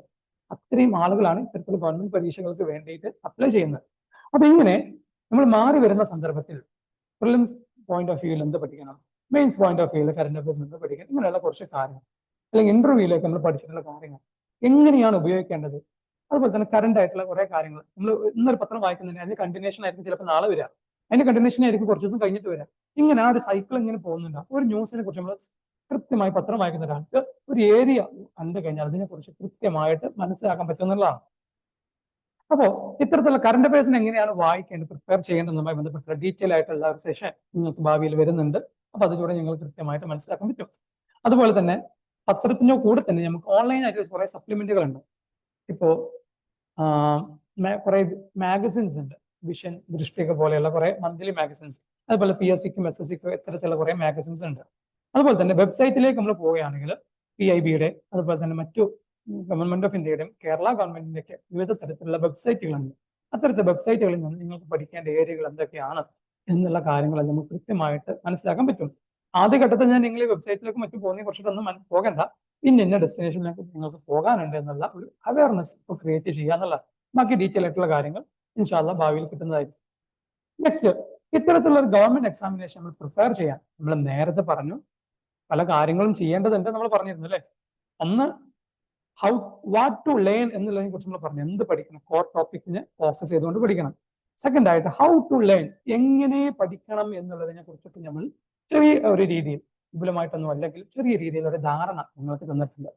ഇത് രണ്ടിനെയും ബേസ് ചെയ്തുകൊണ്ട് തന്നെ നമ്മൾ നാച്ചി കുറിപ്പിയെടുക്കുകയാണെങ്കിൽ നമുക്ക് മനസ്സിലാക്കാനുള്ളത് NCERT എന്ന് പറയുന്ന കാര്യം നമുക്കൊരു ബേസിക് ലെവലിലുള്ള നോളജ് ബിൽഡ് ചെയ്യാൻ വേണ്ടിയിട്ടാണ്. നമ്മൾ പൊതുവെ വേറൊരു കഥയിലേക്ക് നമുക്ക് പോകാൻ വേണമെങ്കിൽ, നിങ്ങളൊരു ബിൽഡിംഗ് നിർമ്മിക്കാൻ കരുതും, അല്ലെങ്കിൽ എവിടെയെങ്കിലും ഫ്ലാറ്റോ അതല്ലെങ്കിൽ ഒരു വീടോ നിർമ്മിക്കുകയാണെങ്കിൽ ആദ്യം അത് നമ്മളൊരു ഫൗണ്ടേഷൻ ഇടും അല്ലെ, അടിത്തറ ഇടും. അടിത്തറ ഇട്ട ശേഷം നമ്മൾ അതിന്റെ മുകളിൽ എന്ത് ചെയ്യും, ബെൽറ്റോ മറ്റെന്തെങ്കിലുമൊക്കെ ഇടും. ചിലപ്പോൾ പില്ലറിലായിരിക്കും ഉണ്ടാക്കുന്നത്. അങ്ങനെ പില്ലറിൽ ഉണ്ടാക്കിയ ശേഷം നമ്മൾ പിന്നെ എന്ത് ചെയ്യുന്നത്, അതിന് മുകളിലേക്ക് സ്ട്രക്ചർ അഥവാ ചുമരുകൾ, ഇതുപോലത്തെ ചുമരുകൾ നമ്മൾ കെട്ടുന്നത്. അതുപോലെ അതിന്റെ കൂടെ നമ്മൾ വിൻഡോസും വാതിലുകളും എല്ലാം നമ്മൾ വെക്കും. പിന്നീട് നമ്മൾ കുറച്ചും കൂടെ അതിന്റെ കട്ടിലുകൾ നമ്മൾ വെക്കാറില്ല. കുറച്ചും കൂടെ കഴിയുമ്പോൾ നമ്മൾ എന്ത് ചെയ്യും, അതിന്റെ റൂഫ് നമ്മൾ ഒന്നൊക്കെ നമ്മളത് കോൺക്രീറ്റ് ചെയ്യും, അതല്ലെങ്കിൽ നമ്മൾ എന്ത് ചെയ്യും, മറ്റുള്ള ടെറാക്കോട്ട ആയിട്ടുള്ള റൂഫുകൾ അഥവാ ഓട് പോലെയുള്ളതോ മറ്റെന്തെങ്കിലുമൊക്കെ റൂഫുകൾ നമ്മൾ ചെയ്യും. റെഡി ആവുന്നുണ്ടല്ലോ.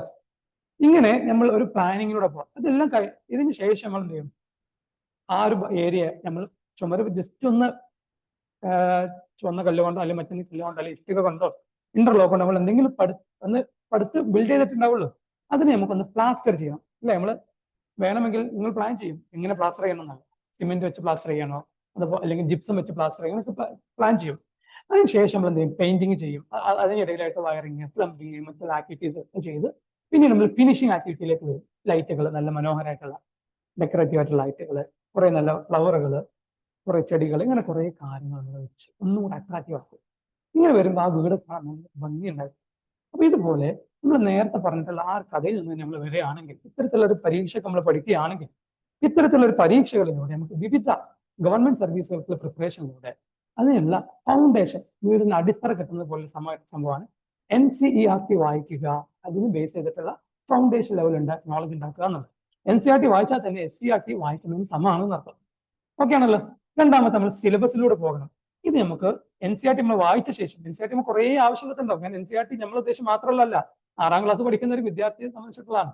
7ലും 8ലും 9ലും 10ലൊക്കെ പഠിക്കുന്ന ഒരു സ്റ്റുഡന്റിനെ സംബന്ധിച്ചിട്ടുള്ള വ്യൂ പോയിന്റ് ആണ് അതിനകത്ത് ഉണ്ടാവുക. അപ്പൊ നിങ്ങൾ ഒരു 10 ലൈൻ നിങ്ങൾ പഠിക്കുന്നുണ്ടെങ്കിൽ ആ 10 പേജിൽ നിങ്ങൾക്ക് ചിലപ്പോൾ പഠിക്കാൻ ഏറി വരും 2 ലൈൻ ഉണ്ടാവുള്ളൂ അതിന്റെ കോർ കൺസെപ്റ്റിലേക്ക് നമ്മൾ വരുമ്പോൾ. ബാക്കിയല്ല അത് എന്താണെന്ന് മനസ്സിലാക്കാൻ വേണ്ടിയുള്ള ഏരിയകളായിരിക്കും. ഓക്കെ. അപ്പൊ ഇങ്ങനെ അതിന് ശേഷം നമ്മൾ എന്ത് ചെയ്യുന്നു, അതിന്റെ സിലബസ് നമ്മൾ എടുക്കും. അപ്പൊ നമുക്ക് ആവശ്യമില്ലാത്ത പല കാര്യങ്ങളുണ്ട്. നമുക്ക് ആവശ്യമുള്ള എന്ത് മനസ്സിലാക്കുന്ന അറിയാൻ വേണ്ടി നമ്മൾ സിലബസ് എടുക്കും. വീണ്ടും ആദ്യം നമ്മൾ സിലബസ് എടുത്തിരുന്നു, രണ്ടാമത് നമ്മൾ പഠിച്ച ശേഷം സിലബസ് എടുക്കും ഓരോ എക്സാമിനേഷൻസ്. എന്നിട്ട് നമ്മൾ എന്ത് ചെയ്യുന്നു, ആ സിലബസ് എന്തൊക്കെയാണെന്ന് നോക്കുന്നു. അപ്പൊ നമുക്ക് കുറച്ചും കൂടെ ക്ലാരിറ്റി വരും, ഇന്ന കാര്യങ്ങളാണ് പഠിക്കാനുള്ളത്. നെക്സ്റ്റ് ലെവലിലേക്ക് നമ്മൾ പോകുമ്പോൾ പ്രീവിയസ് ഇയർ ക്വസ്റ്റ്യൻ പേപ്പേഴ്സ് നമ്മൾ എടുക്കും. നെക്സ്റ്റ് ലെവലിൽ വീണ്ടും വീണ്ടും നമ്മൾ എടുക്കുമ്പോൾ പ്രീവിയസ് ഇയർ പേപ്പേഴ്സിൽ ഈ പറയുന്ന സിലബസിനകത്തും ഏതെല്ലാം ഏരിയകളിലാണ് കഴിഞ്ഞ കുറച്ച് വർഷങ്ങളായിട്ട് ട്രെൻഡ് ബേസ് ചെയ്തിട്ടുള്ള ക്വസ്റ്റ്യൻസ് വരുന്നതെന്ന് മനസ്സിലാക്കാൻ പറ്റും. അത് റെഡിയായ ശേഷം നമുക്ക് ചിലപ്പോൾ ചില ക്വസ്റ്റ്യൻസ് നമുക്ക് ആൻസർ ചെയ്യാൻ പറ്റുന്നുണ്ടാവില്ല. അപ്പൊ നമ്മൾ സ്റ്റാൻഡേർഡ് ടെക്സ്റ്റ് ബുക്കിലേക്ക് പോകും. സ്റ്റാൻഡേർഡ് ടെക്സ്റ്റ് ബുക്കിലേക്ക് പോകുമ്പോൾ നമുക്ക് കുറച്ചും കൂടെ നമ്മുടെ നോളജ് നമുക്ക് ഡീപ്പ് ചെയ്യും, കുറച്ചുകൂടെ ആഴത്തിൽ നമുക്ക് അറിയാൻ പറ്റും. മറ്റേത് ഫൗണ്ടേഷൻ ലെവലിലാണ്, കുറച്ചും കൂടി ഡീപ്പ് ആയിട്ടുള്ള നല്ല സ്ട്രക്ചേർഡ് ആയിട്ടുള്ള രീതിയിൽ സ്റ്റാൻഡേർഡ് ആയിട്ടുള്ള അറിവുകൾ നമുക്ക് ലഭിക്കുന്നുള്ളതാണ്. അതുപോലെ തന്നെ ഈ പഠിക്കുന്ന കാര്യങ്ങളുമായി ബന്ധപ്പെട്ടുള്ള അതിന് റിലേറ്റ് ചെയ്തിട്ടുള്ള കറണ്ട് അഫയേഴ്സിലെ ക്വസ്റ്റ്യൻസ് ഇടയ്ക്കിടയ്ക്ക് വന്നുകൊണ്ടിരിക്കും. ഉദാഹരണത്തിന് ഹാരപ്പൻ കൾച്ചറാണ് നിങ്ങൾ പഠിച്ചതെങ്കിൽ ഹാരപ്പൻ കൾച്ചറുമായി ബന്ധപ്പെട്ടിട്ടുള്ള ഒരു പുതിയൊരു ക്വസ്റ്റ്യൻ ഒരു പക്ഷേ കറണ്ട് അഫയേഴ്സിൽ വന്ന് പുതിയൊരു ഏരിയ കറണ്ട് അഫയേഴ്സ് പത്രത്തിൽ വന്നിട്ടുണ്ടാവും. ഉദാഹരണത്തിന് നിങ്ങൾ കേരള നോദാരോ എന്ന് കേട്ടിട്ടുണ്ടോ? കേരള നോദാരോ എന്ന് പറഞ്ഞ ഒരു ക്വസ്റ്റ്യൻ വന്നു കരുതുക നിങ്ങളുടെ മുമ്പിൽ. എന്നിട്ട് നിങ്ങൾക്ക് ഓപ്ഷൻ തരാണ് കേരള നോദാരോ എന്ന് പറഞ്ഞു കഴിഞ്ഞാൽ, ഒന്ന്, ഇത് കേരളവുമായി ബന്ധപ്പെട്ടിട്ടുള്ള ഒരു ലിറ്ററേച്ചർ ഫെസ്റ്റിവലാണ്. രണ്ട്, കേരളവുമായി ബന്ധപ്പെട്ടിട്ടുള്ള ഒരു ലിറ്ററേച്ചറിന്റെ ബുക്കുകളോ കാര്യങ്ങളാണ്. കേരളവുമായി ബന്ധപ്പെട്ട എന്തെങ്കിലും ആർട്ട് ആക്ടിവിറ്റിയാണ്. നാലാമത്തെ ഓപ്ഷൻ, ഇതൊരു ഇൻഡസ് വാലി സിവിലൈസേഷൻ ആണ്. നമ്മൾ ഗസ് അടിക്കുന്ന ആൾക്കാരുണ്ടോ? ഗസ് അടിക്കുന്ന ആൾക്കാർ മനസ്സിലാവും കേരള നോദാരോ, ഓക്കെ, കേരളവുമായി ബന്ധപ്പെട്ട് എന്തോ ആണ്, നമുക്ക് ക്വസ്റ്റനിലേക്ക് പോകാൻ പറ്റും. Option lock, option D delete എന്നടിക്കും. പക്ഷേ കൃത്യമായിട്ട് കറണ്ട് അഫയേഴ്സ് വായിക്കാത്ത ഒരാളാണെങ്കിൽ കേരള നോദാരോ എന്ന് പറഞ്ഞു കഴിഞ്ഞാൽ അത് ഇൻഡസ് വാലി സിവിലൈസേഷനിലെ ഹാരപ്പൻ കൾച്ചറിലെ ഒരു സൈറ്റ് ആണെന്നുള്ളതാണ്. ഇത് അറിഞ്ഞില്ലെങ്കിൽ നമ്മൾ കറക്റ്റ് കുത്തുന്നതിന് വിധേയമാകും, നമ്മൾ ആൻസർ തെറ്റും ചെയ്യുക. ക്ലിയർ ആവുന്നുണ്ടെന്ന് കരുതുന്നു. അതുപോലെ തന്നെ കറണ്ട് അഫയേഴ്സ് കഴിഞ്ഞ ശേഷം നമ്മളിത് പഠിച്ചു കഴിഞ്ഞ ശേഷം നിരന്തരം പ്രാക്ടീസ് ചെയ്യണം. നമ്മൾ പഠിച്ച കാര്യം റിവൈസ് ചെയ്യണം. ഇത്തരത്തിലുള്ള കാര്യങ്ങളിലൂടെ നമ്മൾ പോകുമ്പോഴാണ് നമ്മുടെ പഠനം ഒന്നും കൂടെ റിവിഷൻ ചെയ്തില്ലെങ്കിൽ നമ്മളിങ്ങനെ മറന്നു പോകും. റിവിഷൻ ചെയ്യാൻ കുറേ മെത്തേഡുകളുണ്ട്. ഓരോ മെത്തേഡുകൾ നമുക്ക് ഇൻഷാല്ല ഡീറ്റെയിൽ ആയിട്ട് നിങ്ങളോട് വന്ന ശേഷം പറയാം. അതായത് നമ്മൾ പഠിച്ച് അന്ന് തന്നെ റിവിഷൻ ചെയ്യണം, പഠിച്ച് ഒരാഴ്ചക്കൊക്കെ റിവിഷൻ ചെയ്യണം, പഠിച്ച് ഒരു മാസത്തിനൊക്കെ റിവിഷൻ ചെയ്യണം, പഠിച്ച് ഒരു 3 മാസത്തിനൊക്കെ റിവിഷൻ ചെയ്യണം, പിന്നെ നെക്സ്റ്റ് എക്സാമിനേഷന് ഇടയിൽ നമ്മൾ റിവൈസ് ചെയ്യണം. ഇത്തരത്തിലുള്ള നമ്മൾ പല തവണയായിട്ട് ഇന്റർമീഡിയറ്റ് ആയിട്ട് ഇങ്ങനെ സയന്റിഫിക്കലി നമ്മൾ റിവൈസ് ചെയ്യുകയാണെങ്കിൽ നമ്മൾ പഠിച്ച കാര്യം നമ്മുടെ മനസ്സ് തങ്ങി നിൽക്കും. ഒരു എക്സാമ്പിൾ വീണ്ടും എടുക്കുകയാണെങ്കിൽ, നിങ്ങളൊരു പുല്ല് നിറഞ്ഞു നിൽക്കുന്ന ഒരു സ്ഥലത്ത് നിങ്ങൾ നടന്നു പോകുമ്പോൾ അത് നല്ല പുല്ലാണ് അവിടെ ഉള്ളത്. നിങ്ങളുടെ ഒരു തലയുടെ അത്ര ഹൈറ്റ് ഉള്ള രീതിയിൽ പുല്ലുണ്ടെന്ന് കരുതുക. ആ ഗ്രാസിലൂടെ നിങ്ങൾ ഇങ്ങനെ നടന്നു പോയി നിങ്ങൾ ചവിട്ടി മരിച്ചു പോകുമ്പോൾ കുറേയൊക്കെ കൈയോണ്ട് ഇങ്ങനെ കാക്കി പോകുമ്പോൾ വടിയൊക്കെ ഉപയോഗിച്ച് മാറ്റുമ്പോൾ കുറച്ചൊക്കെ പുല്ലുകൾ മാറി അവിടെ ഒരു വഴി രൂപപ്പെട്ടു. അതിലൂടെ നിങ്ങൾ വീണ്ടും പോവാണ്. അപ്പൊ ആ വഴി ഒന്നും കൂടെ എന്ത് ചെയ്യും? ഈസിയാവും നിങ്ങൾക്ക് പോകാൻ. നിങ്ങൾ അതിലൂടെ വീണ്ടും പോകുമ്പോൾ നിങ്ങൾക്ക് ആ വഴി ഒന്നും കൂടെ ഈസിയാവും. വീണ്ടും വീണ്ടും വീണ്ടും പോകുന്നതനുസരിച്ചിട്ട് ആ വഴിയിലുള്ള പുല്ലുകൾ കുറച്ച് കഴിയുമ്പോൾ ഇല്ലാതാവും. അതൊരു നടപ്പാതയായിട്ട് രൂപം എന്ന് പറഞ്ഞ പോലെയാണ് നമ്മൾ ഗവൺമെന്റ് എക്സാമിനേഷൻസിലുള്ള ഇത്തരത്തിലുള്ള ഏരിയകൾ പഠിക്കാൻ വേണ്ടിയിട്ട് ചെയ്യേണ്ടത്. നമ്മൾ ഇവിടെ പോയി മനസ്സിലാക്കാതെ നമ്മൾ ഒരു ബോർഡ് എക്സാമിനേഷൻസിനല്ല പഠിക്കുന്നത്. നിങ്ങൾ ഇതിന് മുമ്പ് പഠിച്ചിട്ടുള്ള ആ ഒരു അപ്രോച്ചിൽ നിന്നും മാറിയിട്ടുള്ള, നിങ്ങൾ നേരത്തെ പഠിച്ചിട്ടുള്ള മാർക്ക് കിട്ടാൻ വേണ്ടിയിട്ടായിരുന്നു, ആ പരീക്ഷ പാസ്സാകാൻ വേണ്ടിയിട്ടാണ്. പക്ഷെ ഇവിടെ നിങ്ങൾ ഒരു ജോലിക്ക് വേണ്ടിയിട്ടാണ് പഠിക്കുന്നത്. അപ്പൊ അതുകൊണ്ട് തന്നെ ക്ലാരിറ്റിയോട് കൂടിയിട്ട് പഠിക്കുന്ന കാര്യങ്ങൾ സ്റ്റഡി എന്നതിന് അപ്പുറത്തേക്ക് നമ്മൾ നന്നായിട്ട് പഠിക്കുക എന്നുള്ളത് മനസ്സിലാക്കി പഠിക്കുമ്പോൾ നമ്മുടെ അനുഭവങ്ങളിലൂടെ പഠിക്കുമ്പോൾ നമുക്ക് ഒന്നുകൂടെ എളുപ്പമാവും. അപ്പൊ എങ്ങനെയാണ് ഇത്തരത്തിലുള്ള സ്റ്റഡി മെത്തേഡുകൾ എന്ന് പലപ്പോഴും നിങ്ങളുടെ എല്ലാവരും പഠിക്കുക എന്നായിരിക്കും പറയാം. എങ്ങനെയാണ് പഠിക്കുക അല്ലെങ്കിൽ രസകരമായിട്ട് എങ്ങനെ പഠിക്കാൻ പറ്റും എന്നതിനെ കുറിച്ചിട്ട് പലപ്പോഴും പല ആളുകളും നമുക്ക് പറഞ്ഞു തരാറില്ല. അപ്പൊ അങ്ങനെയുള്ള ഒരു കേസ് നമ്മൾ ചെയ്യാനുള്ളത് പഠിക്കാൻ വേണ്ടിയിട്ടുള്ള വഴികൾ നമ്മൾ ഇന്ന് മനസ്സിലാക്കിയെടുക്കുക എന്നുള്ളത്. അത് നിങ്ങൾക്ക് ഹെൽപ്പ് ചെയ്യാൻ വേണ്ടിയിട്ടാണ് ഇവിടെ മെന്റേഴ്സ് ആയിട്ടും ഫാക്കൽറ്റീസ് ആയിട്ടും നിങ്ങൾക്ക് വേണ്ടിയിട്ടുള്ള ആളുകളെല്ലാം ഇവിടെ ഉണ്ടാവുന്നു. അപ്പൊ ഇവിടെ നിങ്ങൾ തിരിച്ചറിയാനുള്ളത്, ഒന്ന്, ആദ്യഘട്ടത്തിൽ നമ്മുടെ മുന്നിലെ ടെക്സ്റ്റ് ബുക്ക് എത്തിക്കഴിഞ്ഞാൽ അതിന് സയന്റിഫിക് ആയിട്ട് നമ്മൾ റീഡ് ചെയ്യാൻ പഠിക്കണം. സയന്റിഫിക് റീഡിങ്ങിന് വേണ്ടിയിട്ടുള്ള മെത്തേഡുകൾ നിങ്ങളോട് അന്ന് ശേഷം പഠിക്കും. സ്റ്റെപ്പ് ബൈ സ്റ്റെപ്പ് ആയിട്ട് നമ്മൾ വായിച്ച് പഠിക്കേണ്ട ഒരു മെത്തേഡ് ഉണ്ട്. ഒരു പക്ഷേ നിങ്ങൾ പലർക്കും അറിയാമായിരിക്കും. രണ്ടാമതായിട്ട് നമ്മൾ മാനേജബിൾ നോട്ട് മേക്കിംഗ് ആണ്. മാനേജബിൾ നോട്ട് മേക്കിംഗ് എന്ന് പറഞ്ഞു കഴിഞ്ഞാൽ പലപ്പോഴും പല ആളുകളുടെയും ഒരു രീതി നമ്മൾ കണ്ടു കഴിഞ്ഞാൽ പരീക്ഷയ്ക്ക് മുമ്പ് അല്ലെങ്കിൽ ക്ലാസ്സിന്റെ സമയത്ത് അല്ലെങ്കിൽ പഠിക്കുന്ന സമയത്ത് ടെക്സ്റ്റ് ബുക്ക് ഒക്കെ നോക്കിയിട്ട് നോട്ട് ഉണ്ടാക്കും. ടെക്സ്റ്റ് ബുക്കല്ല, സെയിം സംഭവം തന്നെ നോട്ട് ബുക്കിലേക്ക് ഇങ്ങനെ എഴുതി പോകുന്നുണ്ടാവും. അവസാനം ഇതെല്ലാം കഴിഞ്ഞ് നോക്കുന്ന സന്ദർഭത്തിൽ നമ്മൾ എഴുതിയ നോട്ടും ടെക്സ്റ്റ് ബുക്ക് നോക്കുമ്പോൾ കുറേ പേജുണ്ട്. ടെക്സ്റ്റ് അപ്പം ചിന്തിക്കും, ഞാനിപ്പോൾ എന്തിനാ നോട്ട് ഉണ്ടാക്കും, ഇതെല്ലാം നല്ല ടെക്സ്റ്റ് ബുക്കിനെ നോക്കിയാൽ പോരെ എന്ന് ചിന്തിക്കും. അപ്പൊ നമ്മളെപ്പോഴും ചെയ്യാനുള്ളത്, ഇങ്ങനെ നമ്മൾ നോട്ട് ചെയ്യുന്നതുകൊണ്ട് തന്നെ നമുക്ക് അതിന് പ്രൊഡക്ടിവിറ്റി വളരെ കുറവാണ്. നമ്മുടെ നോട്ട് എപ്പോഴും മാനേജബിൾ ആയിരിക്കണം. പരീക്ഷയുടെ തലേ ദിവസം നമുക്കൊന്ന് ജസ്റ്റ് ഒന്ന് നോക്കിയാൽ പോലും അതിന്റെ ഐഡിയ എന്താണ് നമുക്ക് എത്തണം. അതുപോലെ നമ്മൾ റിവിഷന്റെ കുറേ മെത്തേഡുകൾ പറഞ്ഞാൽ റിവിഷൻ മെത്തേഡിലേക്ക് നമുക്ക് ഉപയോഗപ്രദമായ രീതിയിലേക്ക് ആയിരിക്കണം. നമുക്കൊരു എക്സാമ്പിൾ പറയാം, മാനേജബിൾ നോട്ട് മേക്കിങ്ങിന്റെ എക്സാമ്പിൾ. നിങ്ങൾ ഓൾറെഡി പഠിച്ചിട്ടുണ്ടായിരിക്കും 10ാം ക്ലാസ്സിലൊക്കെ എല്ലാ സ്ട്രീമിലും പഠിച്ച ആളുകൾ. അതായത് നമ്മൾ ഗ്രീൻവിച്ച് മീൻ ടൈം പഠിച്ചിട്ടുണ്ട്. ഗ്രീൻവിച്ച് രേഖയിലെ സമയം. ഗ്രീൻവിച്ച് മീൻ ടൈം പഠിക്കുമ്പോൾ അവിടെ നിന്ന് നമ്മൾ വെസ്റ്റ് ഭാഗത്തേക്ക് അല്ലെങ്കിൽ പടിഞ്ഞാറ് ഭാഗത്തേക്ക് പോയി കഴിഞ്ഞാൽ സമയം കൂടുകയാണോ കുറയാണോ ചെയ്യുക? കൂടുകയാണോ കുറയുകയാണോ ചെയ്യുക?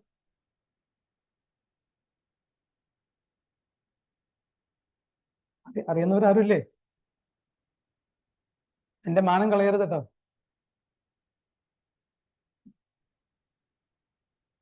ഓക്കെ, ഞാൻ തന്നെ പറയാം. നമ്മൾ വെസ്റ്റ് ഭാഗത്തേക്ക് അഥവാ പടിഞ്ഞാറ് ഭാഗത്തേക്ക് പോവുകയാണെങ്കിൽ സമയം പൊതുവെ കുറഞ്ഞു വരും നമ്മൾ പഠിച്ചിട്ടില്ല. ഈസ്റ്റ് ഭാഗത്ത് അഥവാ കിഴക്ക് ഭാഗത്തേക്ക് പോവുകയാണെങ്കിൽ സമയം കൂടി വരും എന്നുള്ളതാണ്. അപ്പൊ ഈ ഒരു കാര്യം നമ്മൾ നോട്ടിലേക്ക് എഴുതുമ്പോൾ ഗ്രീൻവിച്ച് മീൻ ടൈമിൽ നിന്നും പടിഞ്ഞാറോട്ട് പോകുമ്പോൾ സമയം കുറയുന്നു, ഈസ്റ്റിലേക്ക് പോകുമ്പോൾ സമയം കൂടുന്നു, ഇങ്ങനെ ഡീറ്റെയിൽ ചെയ്തതിന് പകരമായിട്ട് നമുക്ക് സിംപിളി ഒരു രീതി നോട്ട് ചെയ്യാം. കാണാൻ പറ്റുന്നുണ്ടാവും. GMT എന്ന് വെസ്റ്റിലേക്ക് പോകുമ്പോൾ ടൈം കുറയുന്നു, അതുപോലെ തന്നെ ഈസ്റ്റിലേക്ക് പോകുന്ന സന്ദർഭത്തിൽ ടൈം കൂടുന്നു. സിമ്പിൾ, കഴിഞ്ഞു. അതാണ് മാനേജബിൾ ആയിട്ടുള്ള നോട്ട് മേക്കിംഗ്. ഇത്തരത്തിൽ നമ്മൾ നോട്ട് മേക്കിംഗ് ചെയ്ത് കഴിഞ്ഞാൽ പരീക്ഷയുടെ തലേ ദിവസം റിവിഷൻ ചെയ്യുന്ന സ്ഥലത്ത് വളരെ എളുപ്പം പഠിക്കാൻ പറ്റും. ഇതൊക്കെ നമ്മൾ പഠിക്കാനും നമ്മുടെ പഠനവുമായി ബന്ധപ്പെട്ട കാര്യങ്ങൾ ഉഷാറാക്കാനും കൂടെ പറ്റുന്ന ഒരു സാധനമാണ്. നെക്സ്റ്റ് റെഗുലർ ആയിട്ടുള്ള റിവിഷൻ ആണ്. റെഗുലർ റിവിഷൻ ചെയ്യുന്നതിലൂടെ നമുക്ക് പലപ്പോഴും പരീക്ഷയ്ക്ക് വേണ്ടിയിട്ടുള്ള കാര്യങ്ങൾ അത് കൃത്യമായിട്ട് നമ്മളെ തലയിൽ തങ്ങി നിൽക്കാൻ ഉപകാരം. പിന്നെ പരമാവധി മോക്ക് ക്വസ്റ്റ്യൻസ് ചെയ്യുക എന്നുള്ളതാണ്. അപ്പൊ ഇങ്ങനെ പഠിക്കുന്നതിലൂടെ നമുക്ക് പഠിക്കുന്ന കാര്യങ്ങൾ നമ്മുടെ തലയിൽ നിർത്തുവാനും അതിനനുസരിച്ചുള്ള കാര്യം നമുക്ക് ചെയ്തു പോകാനും കഴിയും എന്നുള്ളതാണ്. റെഡി ആവുന്നുണ്ടെന്ന് കരുതുന്നു. ഓക്കെ, ഇനി ഞാൻ ജസ്റ്റ് വൈൻഡപ്പ് ചെയ്യാണ്. അതിന് മുന്നോടിയായിട്ട് ചെറിയൊരു കാര്യം കൂടെ നിങ്ങളെ ശ്രദ്ധയിലേക്ക് പെടുത്തിയിട്ട് ഞാൻ എന്ത് ചെയ്യാണ് വൈൻഡപ്പ് ചെയ്യാം. നമ്മൾ പഠിക്കുക എന്ന് പറഞ്ഞു കഴിഞ്ഞാൽ നമ്മൾ പലപ്പോഴും ഉപയോഗിക്കുന്നത് നമ്മുടെ 5 സെൻസസ് ആണ്. പഞ്ചേന്ദ്രിയങ്ങൾ എന്ന് പറയാറുണ്ടല്ലോ. കേൾവി, കാഴ്ച, അതുപോലെ തന്നെ മറ്റു കാര്യങ്ങൾ. അപ്പൊ ഇത്തരം കാര്യങ്ങളോട് നമ്മൾ പഠിക്കുന്ന സന്ദർഭത്തിൽ അത് നമ്മുടെ മെമ്മറിയിൽ തങ്ങി നിർത്തുന്ന കുറെ ഘടകങ്ങളാണ്. ഈ ഓരോ ഘടകങ്ങളെ കുറിച്ചിട്ട് നമ്മൾ എക്സാമ്പിൾ പറയുകയാണെങ്കിൽ നമ്മൾ കാഴ്ചയിലൂടെയാണ് നമ്മളൊരു കാര്യം പഠിക്കുന്നതെങ്കിൽ നമ്മൾ പഠിക്കുന്നതിന്റെ 65% നമ്മുടെ തലയിൽ നിൽക്കുന്നുള്ളവർ പറയാം. നമ്മളൊരു വീഡിയോ കണ്ടു കഴിഞ്ഞാൽ ഹിസ്റ്ററി നിങ്ങൾ പഠിക്കുന്നേക്കാളും ഹിസ്റ്ററിയുമായി ബന്ധപ്പെട്ടുള്ള ഒരു ടോപ്പിക്കിന്റെ ഒരു വീഡിയോ നിങ്ങൾ കാണുകയാണെങ്കിൽ നിങ്ങൾക്ക് അത് നിങ്ങളുടെ തലയിൽ തങ്ങി ഒരു പിക്ചറായിട്ട് വരും. അപ്പൊ നിങ്ങൾക്ക് അത് പെട്ടെന്ന് തങ്ങി നിൽക്കും. അതുപോലെ നിങ്ങൾ കേട്ടിട്ടാണ് നിങ്ങൾ പഠിക്കുന്നതെങ്കിൽ നിങ്ങൾക്കൊരു 30% ആയിരിക്കും നിങ്ങളുടെ തലയിൽ അത് നിൽക്കുക. ജനറൽ ആയിട്ടുള്ള നോർമൽ ആയിട്ടുള്ള ഒരു റേഞ്ച് പറയാം കേട്ടോ.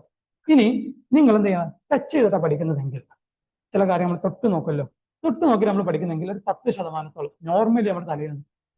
ഇനി നമ്മൾ എന്ത് ചെയ്യാണ്, സ്മെല്ല് ചെയ്തിട്ടാണ് പഠിക്കുന്നതെങ്കിൽ ഒരു 5% നമ്മുടെ തലയിൽ നിൽക്കും. സ്മെല്ല് ചെയ്ത് മാത്രം പഠിക്കാനുണ്ട്. നെക്സ്റ്റ് നമ്മൾ ടേസ്റ്റ് ചെയ്താൽ പഠിക്കുന്നെങ്കിൽ ഒരു 1-2% ആയിരിക്കും നമ്മുടെ തലയിൽ നിൽക്കുക, നമ്മുടെ മെമ്മറിയിൽ നിൽക്കുക. അഥവാ റിട്ടൻഷൻ കപ്പാസിറ്റി എന്ന് പറയുന്നത്. റെഡി ആവുന്നുണ്ടല്ലോ. അപ്പൊ ഇത്തരത്തിലുള്ള കാര്യങ്ങൾ നമ്മൾ ചെയ്യുമ്പോൾ നമ്മൾ ഇതിൽ 1-2 കാര്യങ്ങൾ നമ്മൾ ചെയ്യാൻ. ഇപ്പൊ നമ്മുടെ കയ്യിൽ ഒരു ആപ്പിൾ കിട്ടിയത്, ഒരു ആപ്പിൾ ആണ് നമ്മൾ തിരിച്ചറിയാൻ. ആപ്പിൾ നമ്മൾ കയ്യിൽ തൊട്ടു, അതിനുശേഷം നമ്മളൊന്ന് ടേസ്റ്റ് ചെയ്തു അല്ലേ. അതുപോലെ തന്നെ അതിനുശേഷം നമ്മൾ എന്ത് ചെയ്യും, നമ്മൾ കണ്ടിട്ടുണ്ട്, അതിനെ മറ്റു രീതിയിലൂടെ നമ്മൾ ഉപയോഗിക്കുന്നുണ്ട്. ഇങ്ങനെ പല സെൻസുകളും, കാഴ്ച, അതുപോലെ സ്പർശനം, പിന്നെ ടേസ്റ്റിങ്, ഇങ്ങനെ പല ടൈപ്പ് ആയിട്ടുള്ള കോമ്പിനേഷൻസ് നമ്മൾ യൂസ് ചെയ്യുന്നതിലൂടെ നമുക്ക് ഇത്തരം കോമ്പിനേഷൻസിലൂടെ നമ്മുടെ മെമ്മറി റിട്ടൻഷൻ കപ്പാസിറ്റി കൂട്ടാൻ പറ്റും. വീണ്ടും ഒരു എക്സാമ്പിൾ പറയുകയാണെങ്കിൽ നിങ്ങളൊരു കാര്യം കാണുകയോ കേൾക്കുകയോ അല്ലെങ്കിൽ തൊടുകയോ ചെയ്ത് പഠിക്കുകയാണെങ്കിൽ പഠിക്കുന്ന കാര്യത്തിന് ഒരു 85% നമ്മുടെ തലയിൽ നിൽക്കുന്നത്, നമ്മുടെ ഓർമ്മയിൽ നിൽക്കുന്നുള്ള. റെഡി ആവുന്നുണ്ടല്ലോ. അതുപോലെ തന്നെ ഓരോ ലെവലിലേക്കും പോകുന്നതനുസരിച്ച് അതിന്റെ വ്യത്യാസങ്ങൾ ഉണ്ടായിരിക്കും. ഇപ്പൊ ഞാൻ ഡീറ്റെയിൽ ആയിട്ട് നിങ്ങൾ ഇവിടെ വരുന്ന സന്ദർഭം നമുക്ക് ഡിസ്കസ് ചെയ്യാം എങ്ങനെയാണ് സയന്റിഫിക് ആയിട്ട് പഠിക്കേണ്ടതെന്ന്. അപ്പൊ ഞാൻ വൈൻഡപ്പ് ചെയ്യുന്നതിന് മുമ്പായി പലപ്പോഴും നമ്മൾ ശ്രദ്ധിക്കാനുള്ള, പല ആളുകളും നേരത്തെ നന്നായി പഠിക്കുന്ന ആളുകളുണ്ടാവും, നേരത്തെ പഠനത്തിൽ വളരെ മോശമായിട്ടുള്ള ആളുകളുണ്ടാവും. ആരും പഠനത്തിൽ മോശമാകുന്ന അവരുടെ കുറവുകൊണ്ടല്ല. ചില ആളുകൾക്ക് പൊതുവെ എന്ത് ചെയ്യും, ജന്മന ചില കപ്പാസിറ്റികൾ ഉണ്ടാവും. അഥവാ നമ്മൾ ജന്മന കിട്ടുന്ന ചില ക്വാളിറ്റി ഉണ്ട്. ചില കാര്യം പെട്ടെന്ന് കേട്ടാൽ തന്നെ തലയിൽ. ചില ആളുകൾ നന്നായിട്ട് ഉറക്കനെ വായിക്കേണ്ടി വരും, ചില ആളുകൾ നന്നായിട്ട് ഏരിയയുടെ പഠിയുള്ളൂ. അങ്ങനെ ഓരോരുത്തർക്ക് ഓരോ ക്വാളിറ്റി ആയിരിക്കും ഉണ്ടാവുക. അതേസമയം തന്നെ എല്ലാവർക്കും ഓരോ കുറവുകളുണ്ട്. നമ്മൾ ചെയ്യാനുള്ളത്, ഇങ്ങനെ ജന്മന ലഭിക്കുന്ന ക്വാളിറ്റി ഉണ്ട്. നെക്സ്റ്റ് നമ്മൾ നേടിയെടുക്കുന്ന, അച്ചീവ് ചെയ്യുന്ന കുറച്ച് ക്വാളിറ്റികളുണ്ട്. അച്ചീവ് ചെയ്യുന്ന ക്വാളിറ്റി നമ്മൾ സൈക്കിൾ നമുക്ക് ആർക്കും ഓടിക്കാൻ അറിയില്ല, അല്ലെങ്കിൽ നീന്താൻ നമുക്ക് ആർക്കും ജന്മന നമ്മൾ ആരും പഠിച്ചിട്ടില്ല. ഒരാൾ വന്നിട്ട് പറയണം, എൻ്റെ ഇപ്പൊ അല്ലെങ്കിൽ എൻ്റെ അച്ഛനൊക്കെ എന്ത് ചെയ്യണം, നന്നായിട്ട് നീന്താൻ അറിയുന്ന, അല്ലെങ്കിൽ ഗോൾഡ് മെഡലൊക്കെ ഒളിമ്പിക്സിൽ ഗോൾഡ് മെഡലുള്ള ആളാണ്, എനിക്ക് ജന്മന നീന്താൻ അറിയാന്ന് പറഞ്ഞിട്ട് ഒരു വലിയ ഒരു തടാകത്തിലേക്ക് മറ്റൊരിലേക്ക് എടുത്ത് ചാടി കഴിഞ്ഞാൽ, അല്ലെങ്കിൽ ഡാമിലേക്ക് എടുത്ത് ചാടി കഴിഞ്ഞാൽ ആള് പിന്നെ ജന്മന നീന്തലുണ്ടാവില്ല, പിന്നെ ജന്മത്തിലേ നീന്തലുണ്ടാവില്ല. അപ്പൊ എന്ന് പറഞ്ഞ പോലെ നമുക്ക് എങ്ങനെയാണ് നമ്മൾ പഠിക്കേണ്ടതെന്ന് നമുക്ക് നമ്മുടെ കുറവുകൾ നമ്മൾ മനസ്സിലാക്കിയ ശേഷം അതിനെ നികത്താൻ ആവശ്യമായിട്ടുള്ള കാര്യങ്ങൾ അത് നമ്മൾ നേടിയെടുക്കുക. അത് നേടിയെടുക്കുന്നത് കൂടി നമുക്കും ആ ഒരു കുറവുകൾ, അപ്പോൾ നീന്താൻ അറിയാത്ത ഒരാൾ നന്നായി പരിശീലിക്കണം, അപ്പോൾ നീന്താൻ കഴിയും. സൈക്കിൾ ഓടിക്കാൻ അറിയാത്ത നന്നായി പരിശീലിക്കുമ്പോൾ കുറെ വീഴൊക്കെ ചെയ്യും, അങ്ങനെ നന്നായിട്ട് പഠിക്കാൻ പറ്റും. ഇങ്ങനെ നിരന്തരം പഠിക്കുന്നതിലൂടെ നമുക്ക് ഇത്തരത്തിലുള്ള സ്കില്ലുകൾ നമുക്ക് നേടിയെടുക്കാം. അപ്പൊ ഇത്രയും കാര്യങ്ങളൊക്കെയാണ് നമ്മുടെ ഇന്നത്തെ ഈ സെക്ഷനിൽ what to learn, how to learn എന്ന് പറയുന്ന ഏരിയയിൽ ഡിസ്കസ് ചെയ്തിട്ടുള്ളത്. സെഷൻ നിങ്ങൾക്കൊരു ബോധമായിട്ടുണ്ടാകും എന്ന് കരുതുന്നു. കുറെ കാര്യങ്ങൾ ഇനിയും ഇതുമായി ബന്ധപ്പെട്ട് ഡിസ്കസ് ചെയ്യാണ്ട്, പക്ഷെ സമയ പരിമിതി മൂലവും നിങ്ങളെ കൂടുതൽ മുഷിപ്പിക്കുന്നുമില്ല. ഇൻഷാ അല്ലാഹ് ബാക്കി നിങ്ങളോട് വന്ന ശേഷം കുറച്ചുകൂടെ പറയാൻ ബാക്കി വെക്കണമല്ലോ, അപ്പൊ അതിന് വേണ്ടിയിട്ട് കുറച്ച് ഏരിയകൾ നമ്മളിവിടെ മാറ്റി വെച്ചിട്ടുണ്ട്. ഇനി നിങ്ങൾക്ക് ഈ കാര്യങ്ങൾ ക്ലിയർ ആയിട്ടുണ്ടോ, സെഷൻ വാല്യുബിൾ ആയിട്ടുണ്ടോ, നിങ്ങൾ എക്സ്പീരിയൻസ് ഷെയർ ചെയ്യാം. ഇതിന് കൂടെ തന്നെ നിങ്ങൾക്ക് മനസ്സിലാവാത്ത എന്തെങ്കിലും ഏരിയകൾ ഉണ്ടെങ്കിൽ ചോദിക്കാവുന്നതാണ്.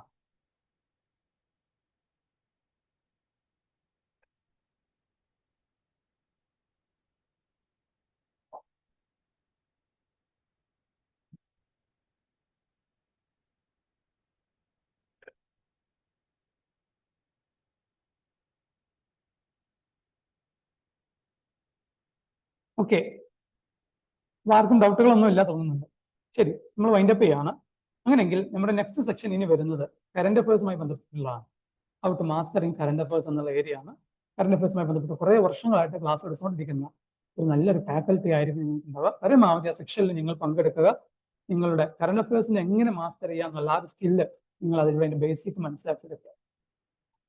അപ്പൊ എന്തായാലും ഇത്രയും സമയം ഈ ഒരു ബ്രിഡ് കോഴ്സിന്റെ ഭാഗമായിട്ട് വന്നിട്ടുള്ള എല്ലാ ആളുകൾക്കും നമ്മുടെ IS അക്കാദമിയുടെ പേരിലുള്ള എല്ലാവിധ നന്ദിയും അറിയിക്കുകയാണ്. കാര്യങ്ങൾ ക്ലിയർ ആയിട്ടുണ്ടാകും. ഇനി നിങ്ങൾ ഇവിടെ വന്ന ശേഷം നമുക്ക് കാണാം എന്നുള്ള പ്രതീക്ഷയോട് കൂടിയിട്ട് തൽക്കാലം നമുക്ക് സെഷൻ വൈൻഡപ്പ് ചെയ്യാം അല്ലേ?